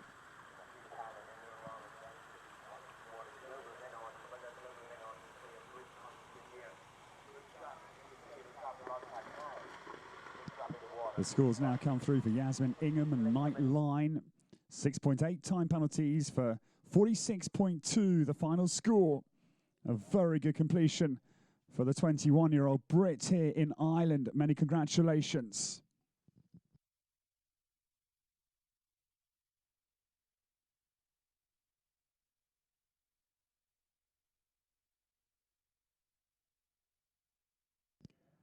The time I was searching for, we didn't see too much late on of Ros Cantor. The 9-year-old Penco's Crown Jewel did complete. That's the great news. 9.2 time penalties, 34.7 for Ros, and 34.7 puts her into 16th position on this fascinating leaderboard. All the more tight because of the removal of the dressage coefficient. So the dressage scores really bunching together. Well, unless you're Thomas Carlyle, of course. What would the leader been if the coefficient had still been remaining? Is the question with Upsilon. That's one for the Equa Ratings team. It was a French record, and in any case,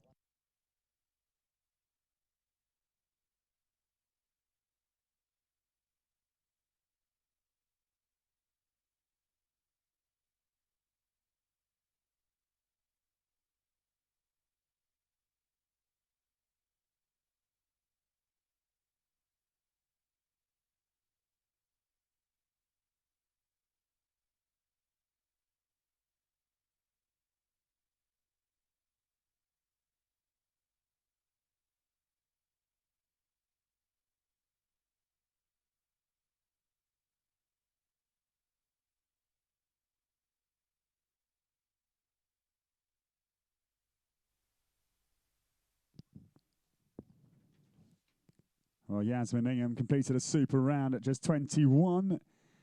And we welcome Lizzie Bowe to the cross country. She celebrated her 21st just 4 days ago on the 21st of August. So happy birthday to Lizzie, and let's hope it's a late birthday present as she gets out on the course with Quarryman.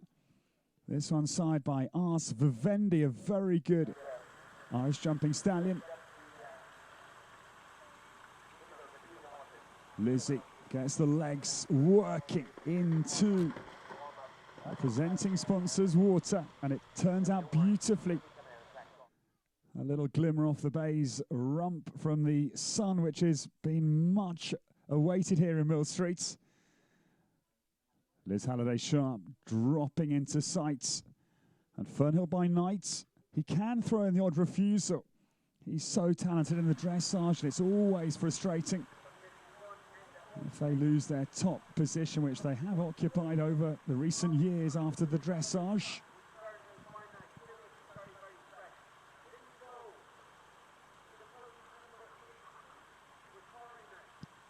The battle right on here and now between the world number 2 and the 3-time Le Mans 24-hour driver, Liz Halliday-Sharp. It's absolutely as tight as you like, just 0.1 of a penalty separating Ros and Liz at the head of affairs here in Millstreet.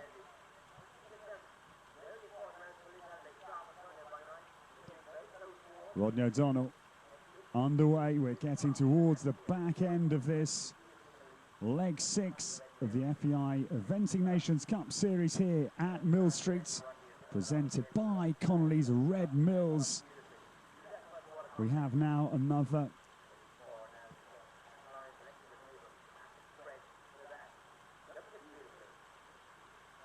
ten to come exactly, and of those, 5 for Ireland. We sadly won't see Buck Davidson. That's the disappointing omission on the cross country. And the penalty consequences for the US team we'll come to later, because the new Tokyo 2020 Olympic format's being trialled for the second time here. It was trialled first out in Stregon in Poland. It's a complicated new rule system. There's the opportunity to substitute in a rider, but the US have not got that possibility, sadly, because Liz not allowed to ride both her horses on the Nations Cup team. Indeed, there was a position recently with Andreas Ostholt, who had 3 at the top of a Nations Cup competition individually. If he'd had a team on his own, the great Andreas Ostholt would have won the Nations Cup, but that wasn't permissible. Hillcrest Horizon looking strong with Rodney O'Donnell just swinging now in towards, under the shade of the trees, this Fernhill Sport Horse Ford Complex. Some of our young visitors enjoying the bank to welcome Rodney O'Donnell through. The triple has ridden very well. I've seen no problems up on the top of the hill.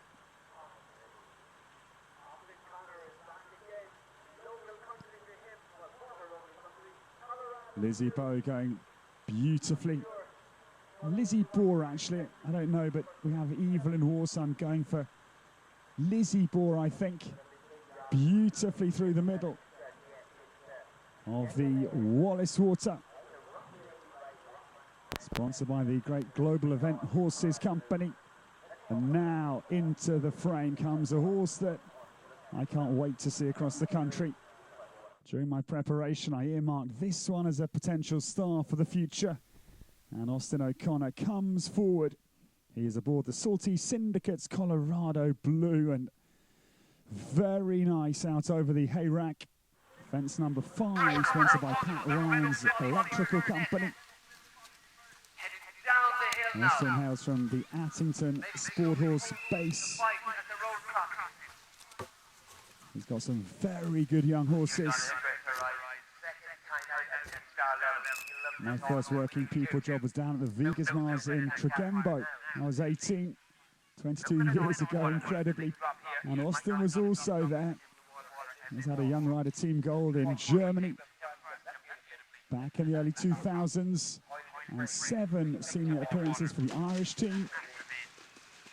He's been a very valuable man in the Nations Cup series recently as well for the Irish. And Kilpatrick Knight's just 1 second over. So Austin will be in a very good mode to bring this gorgeous young horse out onto the cross country. And he makes light work of the Connolly's Red Mills Water. Side by Jaguar Male, one of the great eventing sires. And out of Rock Me Baby by Rockkind. And they start, as we say, on 34.9. Well, the news has just come through Liz Halliday-Sharp won't be overtaking the world number 2. It was a very good clear. I'm very happy to see that. Fernhill by Night, 4 time penalties, exactly 10 seconds outside of the time with 0.4 for every second over. Fernhill by Night stopping the score ticking on 29.9. And that amazingly means that with De Niro Z having 1.6, that both of Liz Halliday-Sharp's horses are on exactly the same score. That's pretty remarkable. It's Zenshira Roscanter, Alexandra Bragg Baricello. Alexander again is 0.1 outside himself with Shenandoah Percy. So it's the brace for Alexander Bragg and the double for Liz Halliday-Sharp. At the top of our leaderboard in the top 5. Well done to both those riders. Incredible results.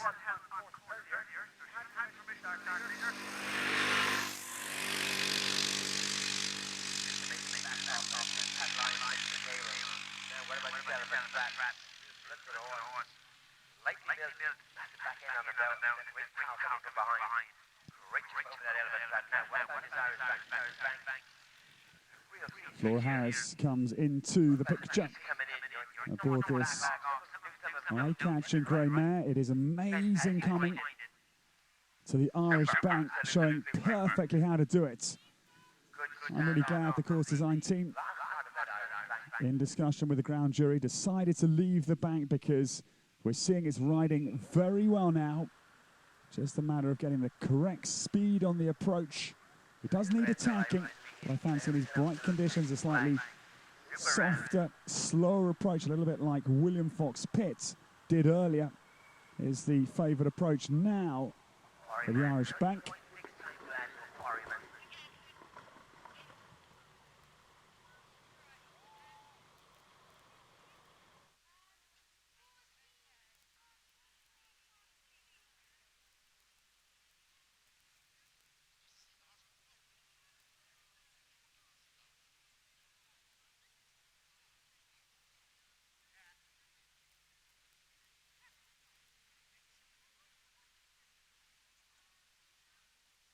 Austin again, second time he was stopped on Kilpatrick River. And he's going to be held on track again there now. He held that by 4 spot out in the last mile.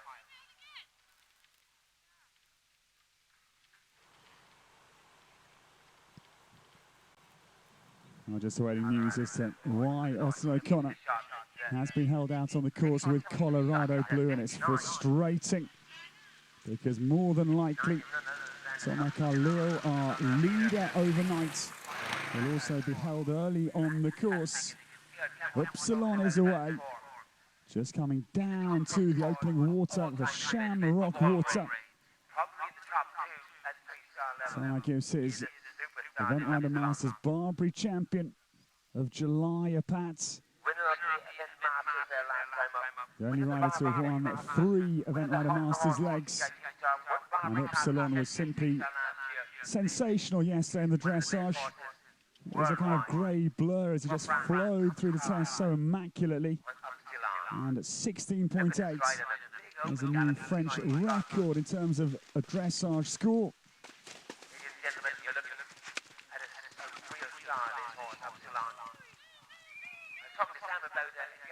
Upsilon, Anglo-Arabian of breed, and improvises beautifully, looking as sharp as a tack early on the cross-country course.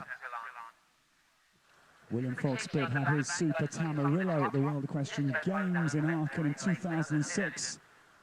And Tam could have won the world title there, but for an annoying run-out off the Normandy bank.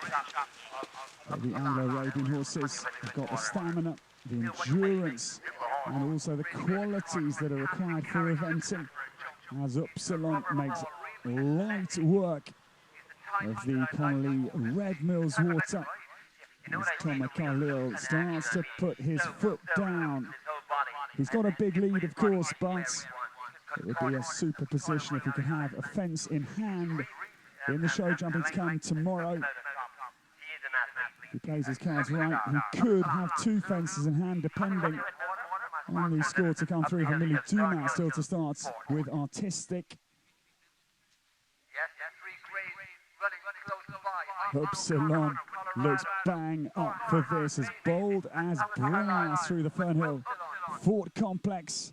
It was a very early takeoff point to the second of those walls out of the wooded section. And I think Tom Carlisle, early indicators are that Upsilon's going to have a clear round this afternoon.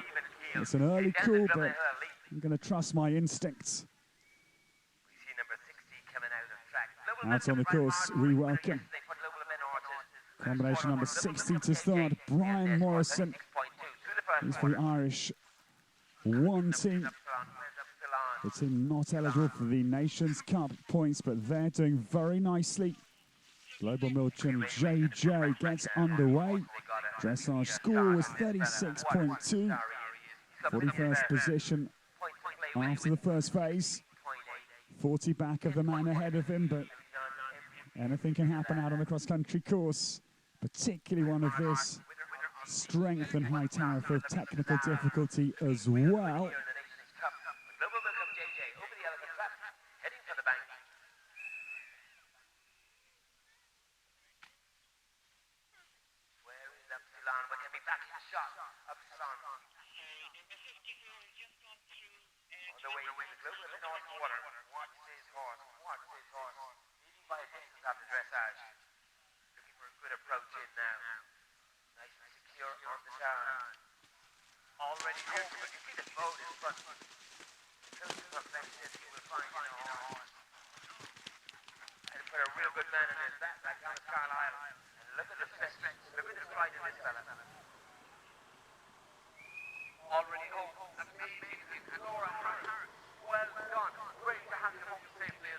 Brian Morrison has a super positive ride through the big water complex. With the running water, it's such a good feature. As Upsilon is still in absolute cruise control here with Tom Carlisle.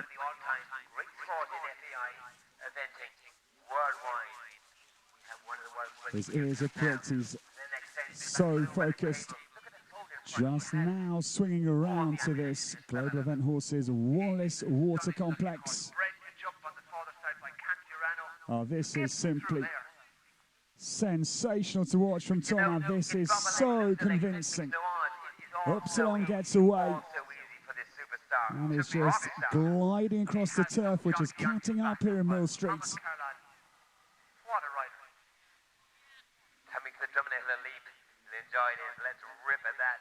Now the time, how about that time? The time is 6:38. You've only been better about 4 times so far in this Nations Cup. Thomas Carlisle is having a blinder out on the course. And he now has got only 5 more fences to go as he's chasing down the world number 2, Ros Cantor, and Zen Shearer. James O'Hare is on the course with a horse that he had a very good full-star completion at Pau in the Pyrenees last year. Sadly, he's come unstuck at both Badminton and again in Le Moulin. They had a confidence-building run, however, last time out in Campfire here in Ireland, they were 5th in the 3-star there. And China Doll, good start here. Just running down to this Irish Bank complex, which needs a very good approach. The riders will be watching, talking to each other and learning how to tackle these difficult combinations. And China Doll quickly away.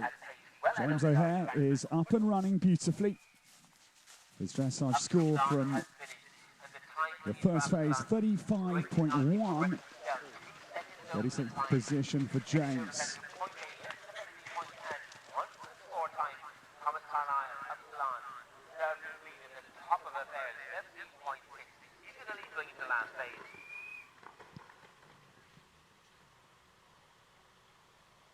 And James O'Hare is the first of our final rider rotation for the host nation. Things are really opening up on the leaderboard. Britain in a very dominant position after the wonderful performances, with Francis Whittington to come next out on the course. As James just settles China Doll up towards this Fernhill Sport Horse Ford combination. You see our fence judges, our gentleman in the Panama hat, keeping cool here in Millstreet because it's all going on out on the cross-country course. And we're reaching a fever pitch here. If Francis Whittington can jump a clear, Britain are looking very strong to claim their second leg of the series. They won out in Virginia, the Brookledge Great Meadow International. And they lie only 10 points behind the leaders, France. So a win here would really put Britain, Philip Sales' team, into great nick, with Vargem and Buccolo still to come. And this is Francis Whittington, Nimrod the second, the 10-year-old son of Nintendo, owned by Victoria Matthews. And Francis's dressage 27.6. Puts in a careful jump, no surprises. If your dad is the show jumping ace that is Nintendo. And a little wake-up call, more because of the fence coming for Francis. He's got a really good contact, you can see, just making sure the horse is compact and compressed in his frame to make the cat-like efforts required to come on and off the Irish bank. And Nimrod opens up into a free-flowing gallop as Britain's Anchorman bids to win leg 6 of the FEI Eventing Nations Cup Series for 2018.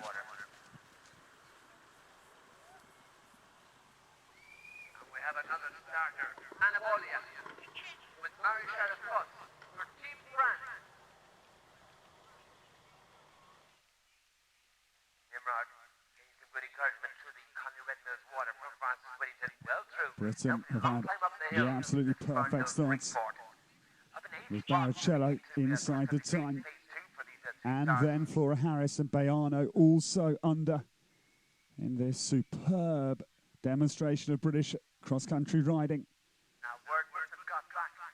The Brits with the 2 titles in the last decade. They won the World Team title in Kentucky in 2010. And then last year became European champions in Stregon. And certainly one of the hot picks for the world title to come. The battle just 3 weeks awaiting for the FEI World Equestrian Games. But now we see a repeat of James O'Hare. Canada is really pulling out on the course. Austin O'Connor, 0.4 of a penalty for that 1 second over the time.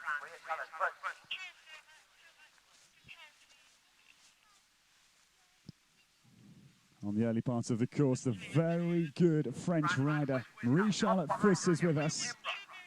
And this is her own and Le Potapupus's Anabolia, Dutch-bred 13-year-old mare. And this little mare was so good to watch in the dressage, 32.7. Francis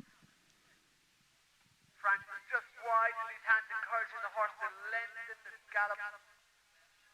Good time coming in for Brian Martin. Global book updated 2.4, only 3.4 to add. Super round for the global winner horses.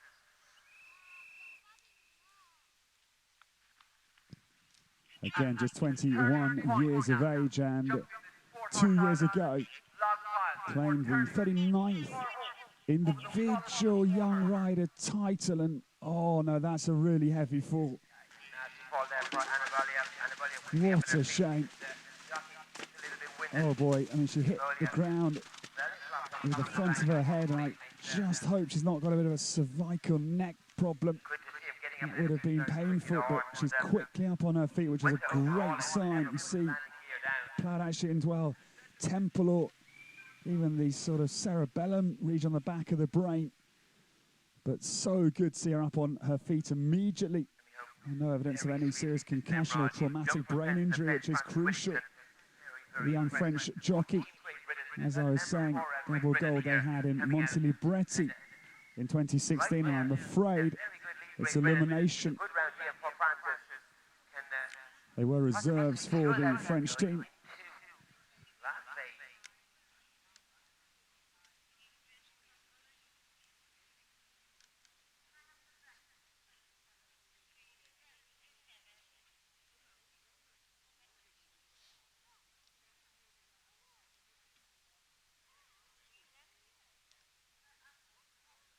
backdrops here. Anyway, you look at the top of the hill from Sheffield. Looking back over Sand Castle.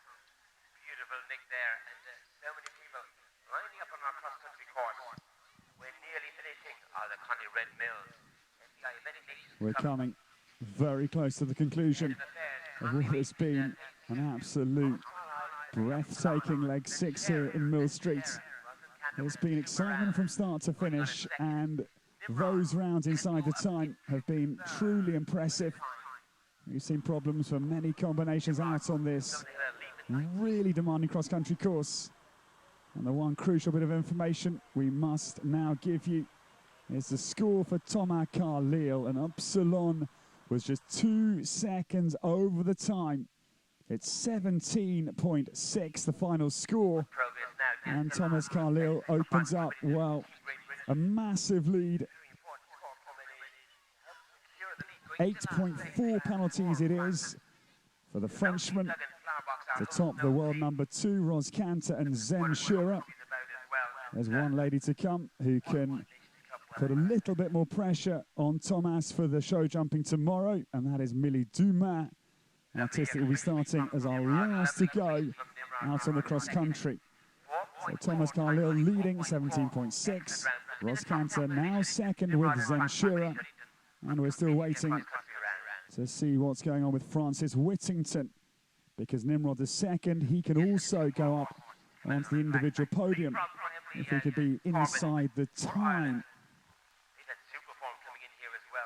Well placed at campfire last time up for leapfrog. And Millie Dumas bringing her second horse out. And the times just come through for Francis with Nimrod the second. It was a great clear jumping. He was 11 seconds over the time exactly for 4.4 time penalties, and Nimrod will go on to a score of 32.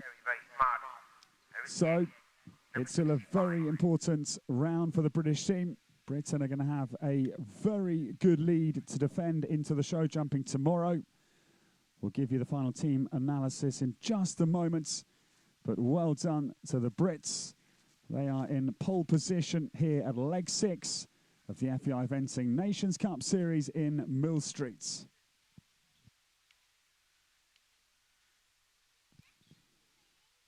We're just attending to Marie-Charlotte Fuss after that tumble at 7. And there's a hold in the start box for Emily Jane Corbett, who will be next to get out onto the course, the second last of the cross country. That's a leapfrog. He's not so much leaping as waiting down in the cross country start box.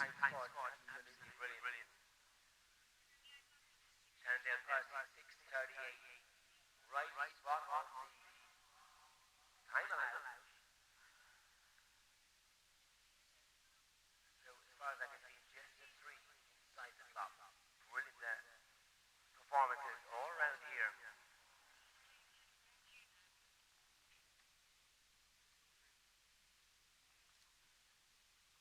Sun is shining down here on the Trushan. Beautiful sunny afternoon. And what a way to enjoy this lovely FEI Eventing Nations Cup, Connie Red Mills. 2 left to run. What's your standout moment there, Bill? That Upsilon. What a horse. I mean, I can't get him out of my mind, you know. He's just beautifully loose and lithe, and he's like a panther in his action, you know. Everything's easy. He's got articulated joints, I think. He can put his legs anywhere, his body anywhere. I think any horse that looks and moves like that can turn into... Well, I can now give you the confirmed position at the end of a fascinating 6th leg of the season. The leaderboard is as follows. The Irish team not eligible for the points on this occasion. The Ireland 1 team, they do compete on 327.5 for 5th position. The USA, of course, hampered because of this frustrating position for Buck Davidson and Carlevo. Eric Duvander's team, buoyed by the great rounds from Hallie Kuhn and Liz Halliday-Sharp, who's been brilliant across country with both her horses. Team US in 4th position on 319.3. The Ireland counting team for the Nations Cup has had a very good end result. Ireland 2 are in 3rd position on 171. And that is nigh on 61 penalties in arrears of France. So the season's leaders on their 300 points with those 3 wins by Rano Stregon and the home leg, the last leg at Haras du Pin. France are still in business in this real head-to-head tussle with the Brits.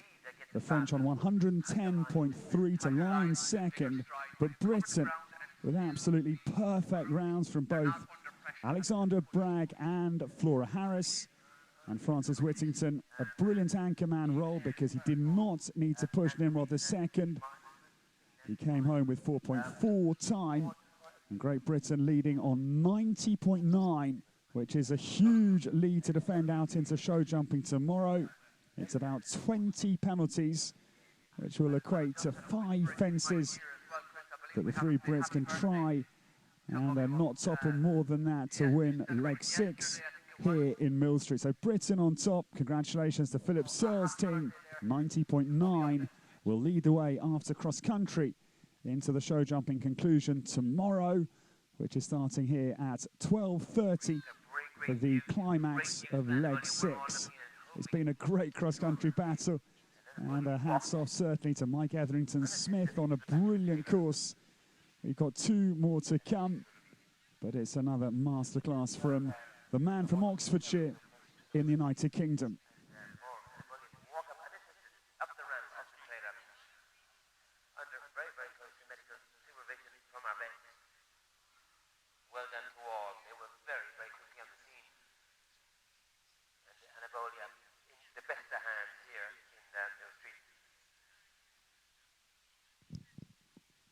The team position pretty much cut and dried after the cross country, but the individual battle is very much live and well. With Millie Dumas still to start with artistic. She can go up into second behind the French leaders. Ross Cantor at the moment in second, 26. And then those 2 for Alexander Bragg, Baracello and the 9-year-old Shannondale Percy. All in the top 5 in 4th and 5th position. And then comes Liz Halliday-Sharp, De Niro Z and Fernhill by Knight. A pair for Alex, a pair for Liz. It's Flora Harris, Bayano, Austin O'Connor, Kilpatrick Knight, and Francis Whittington and Nimrod II. They're in 10th position. But that is all assuming Millie Dumas goes well out on the cross country. We're certainly hoping so. At the back end of a gorgeous sunny afternoon here in County Cork. If we could clear the road on the way out towards the stable yard, the horse ambulance coming out to make sure that it gets into quick passage through to please clear the road for our veterinary vehicles to get through. We'd really appreciate it. So now we can well understand the reason for the delay, because it was good to see Marie-Charlotte Fuss walking away. No problems after that. Heavy enough tumble with Anna Bolia at the Irish Bank. The landing surface just being secured. Some sand being put down just to ensure the footing is good for Emily Jane Corbett, who will be the next to tackle the most influential fence on the course by some margin. To all our live stream viewers, great having you on board. There's a massive crowd watching. I hope you're enjoying this brilliant Nations Cup. And the brilliant Absalon leading that 17.6. We heard Sam Watson say he was probably in the top 2 tests of all time. Great Britain in the teams, 90.9. They're holding going into last phase. France on a 110.3. Ireland on a 171. And Great Britain and the United States of America. Unfortunately, they couldn't complete that team. Only 3 members came, and Carl Ebo, under veterinary advice,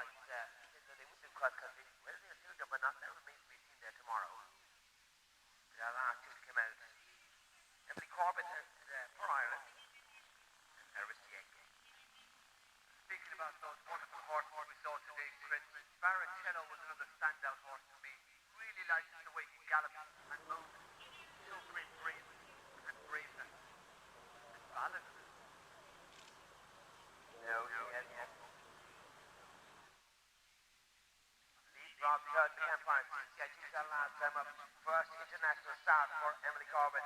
This horse won't be wanting for the plate. Very positive. Very good. Yes.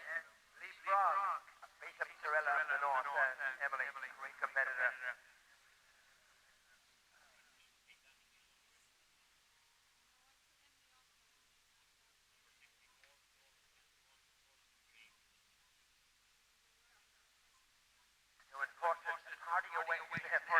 Well, we're still waiting for Emily Corbett to get underway.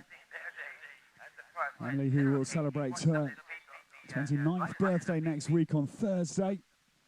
So we hope for a late birthday present early for one of our 21-year-olds, and now we hope for an early birthday present for Emily Corbett. She made her debut at Nakan Castle internationally in 2004 aboard Torella Love Song, and that was a great second at Nakan up in Northern Ireland, County Fermanagh, run by the brilliant Jean Mitchell. And Jean here judging and also has been commentating. One of the superb powerhouses in world eventing. Jean from County Down. And Leapfrog will be getting underway shortly, we hope, but of course the priority is to ensure the footing for him at the Irish Bank. They come back from a very good third position in the Campfire CCI 2-star here in Ireland, down in County Waterford.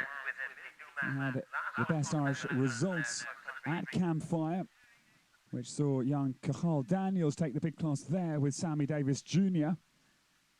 And of course we have missing Cahal out on the cross-country course. He didn't start the dressage yesterday with Rogaine Rua. His ride for the FEI World Equestrian Games. We're not still sure of the reason for that.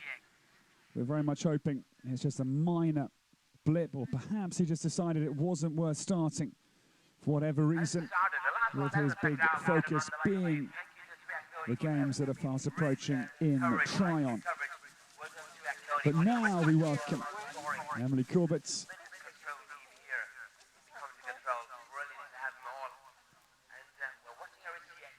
Emily, who rode that horse I mentioned, Torella Love Song, in both the Junior Europeans at Nakan in 06.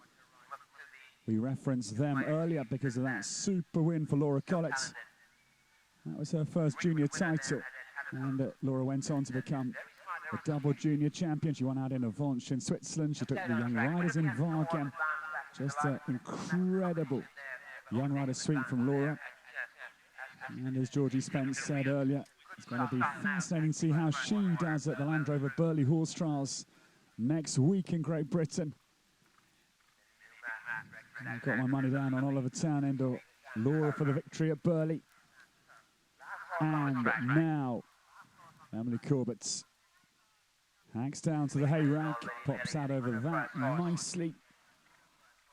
Hails from Torella House, up in Jean Mitchell's County Down, up in Northern Ireland. Her father David is the owner of that. They have a lovely luxury bed and breakfast, a wedding venue as well. Polo and cross-country courses are all available at the Corbett's home base. But another one to struggle at the Irish Bank. Oof, it's really tough at the Irish Bank, I must say. It's not producing a very nice picture. But the decision's clearly been made to leave it in, which I can well understand. But horses, to my eye, being unnecessarily punished on the bank. It's always a question of when to remove, when to remain. But I'd always put my hat down and say we're going for horse welfare, and a removal's better than an unnecessary injury out on the course.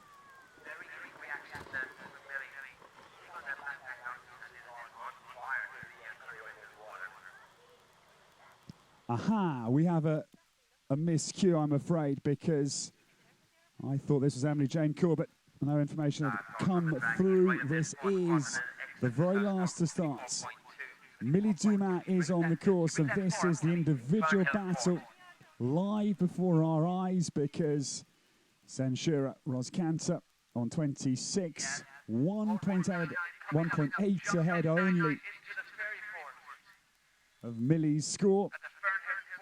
So 24.2 for the lady from Somerset. Artistic beautifully down through the Fernhill Sport Horse Ford combination. Thomas Carlyle well out of the reach of Millie Dumas, but of course the show jumping to come tomorrow. He's certainly going to have one fence in hand, the Frenchman, to win. And it just depends on how quick Millie is willing to go with this very nice horse. 13 years of age, she co-owns it with Ellie Guy.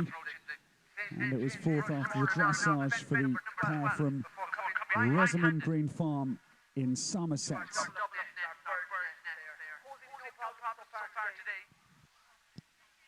This horse bred in the Netherlands by the Coulantes. And side by numero uno, and the dam side here is Hopeful.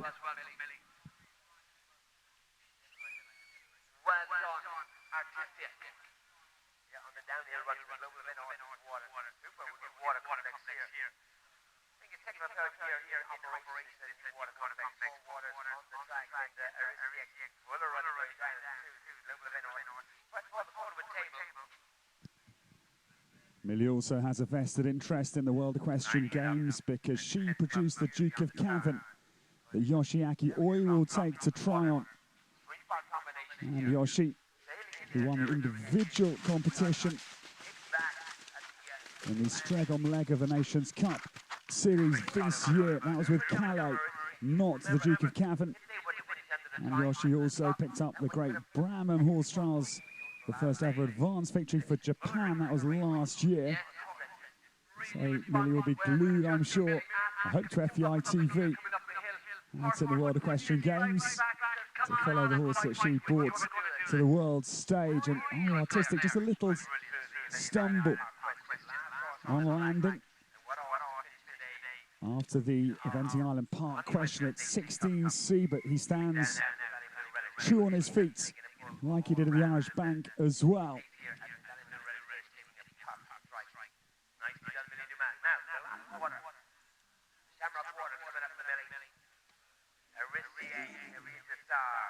Winner of the advance after the wall pass him up in red hot form coming in here to Millstreet Nations Cup. That's really good, wide in her hand, nice and straight through the final water. Of course, Millie's in a great position as a two-star as well, but KPC Deacon line in first place going into the show jumping tomorrow.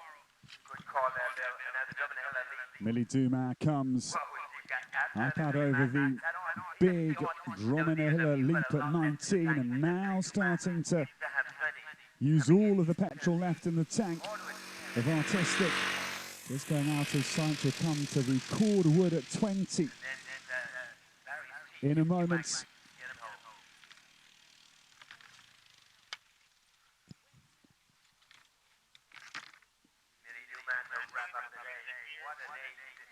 It's only 3 fences remaining for Millie Dumas to get as close as she can to Thomas Carlyle. The Brits have had an extraordinary day on the cross country.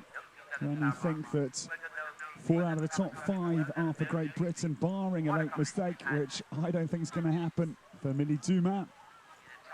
Liz Halliday-Sharp has been a superb pilot as ever. De Niro Z and Fernhill by night. It'll be certainly 5th and 6th, and just depending on Millie's final score. Still only the 4 inside the time. The quickest of the day. There was 2 of them. Alexander Bragg and Baricello. 5 seconds inside, and the same time for Bobby Upton and Fernhill Rockstar. They were brilliant, both of them. And then it was Flora Harris and Bayano, 6:36, 2 seconds under the time, but the best round of the day, because it's not a speed contest, it's the closest to the optimum. That prize goes to Alexander Bragg again. Shamadel Percy stopping the clock on the perfect 6:38. So Alexander is the cross-country man of the afternoon. Well done to him.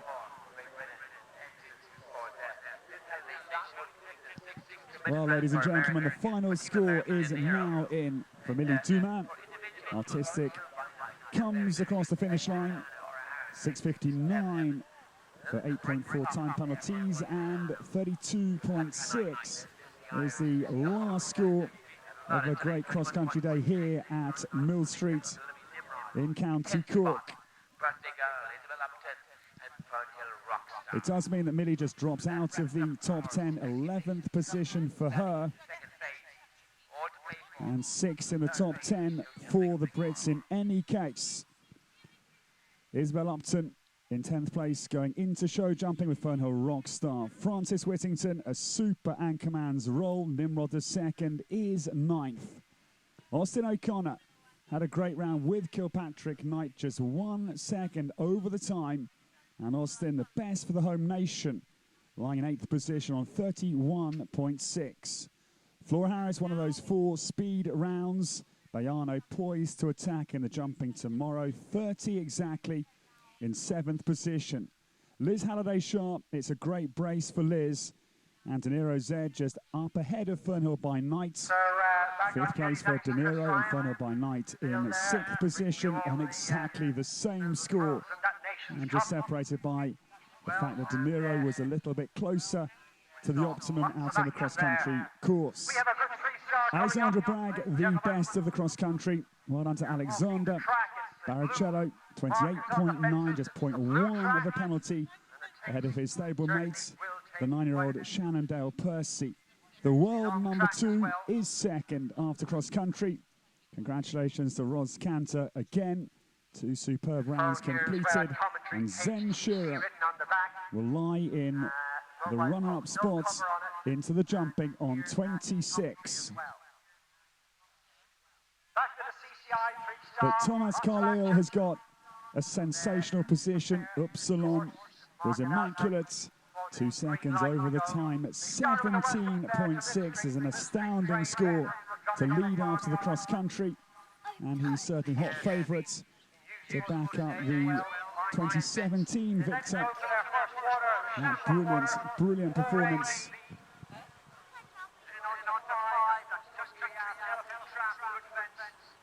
For Izzy Taylor and Be Touchable. Ros Cantor, I doubt is close enough to touch the Frenchman. Our congratulations to the Barbary Event Rider Masters champion, the 3-time Event Rider Masters winner, the only man to win, or lady, no lady or man has won 3 of the Event Rider Masters, so congratulations for a super summer continuing for Thomas Carlyle for France. Well, ladies and gentlemen, it's been a pleasure bringing you this cross-country action. And the Nations Cup team standings, just remind you, Britain have got a big lead to take into show jumping, eyeing up win number 2 of the 2018 season. Britain's team 90.9 the score, France second on 110.3. Ireland's team in the bronze medal position. Team USA, with the sad departure of Buck Davis, are hampered by the penalties that they incur because of the Tokyo 2020 Olympic format, 319.3.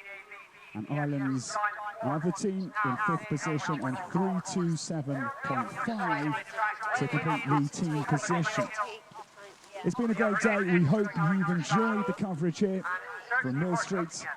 Mike Etherington-Smith again proves why he's one of the great course designers in the world with a fascinating cross-country challenge. We hope you'll join us tomorrow because 12:30 will bring you the conclusion, the final show jumping phase here at Millstreet.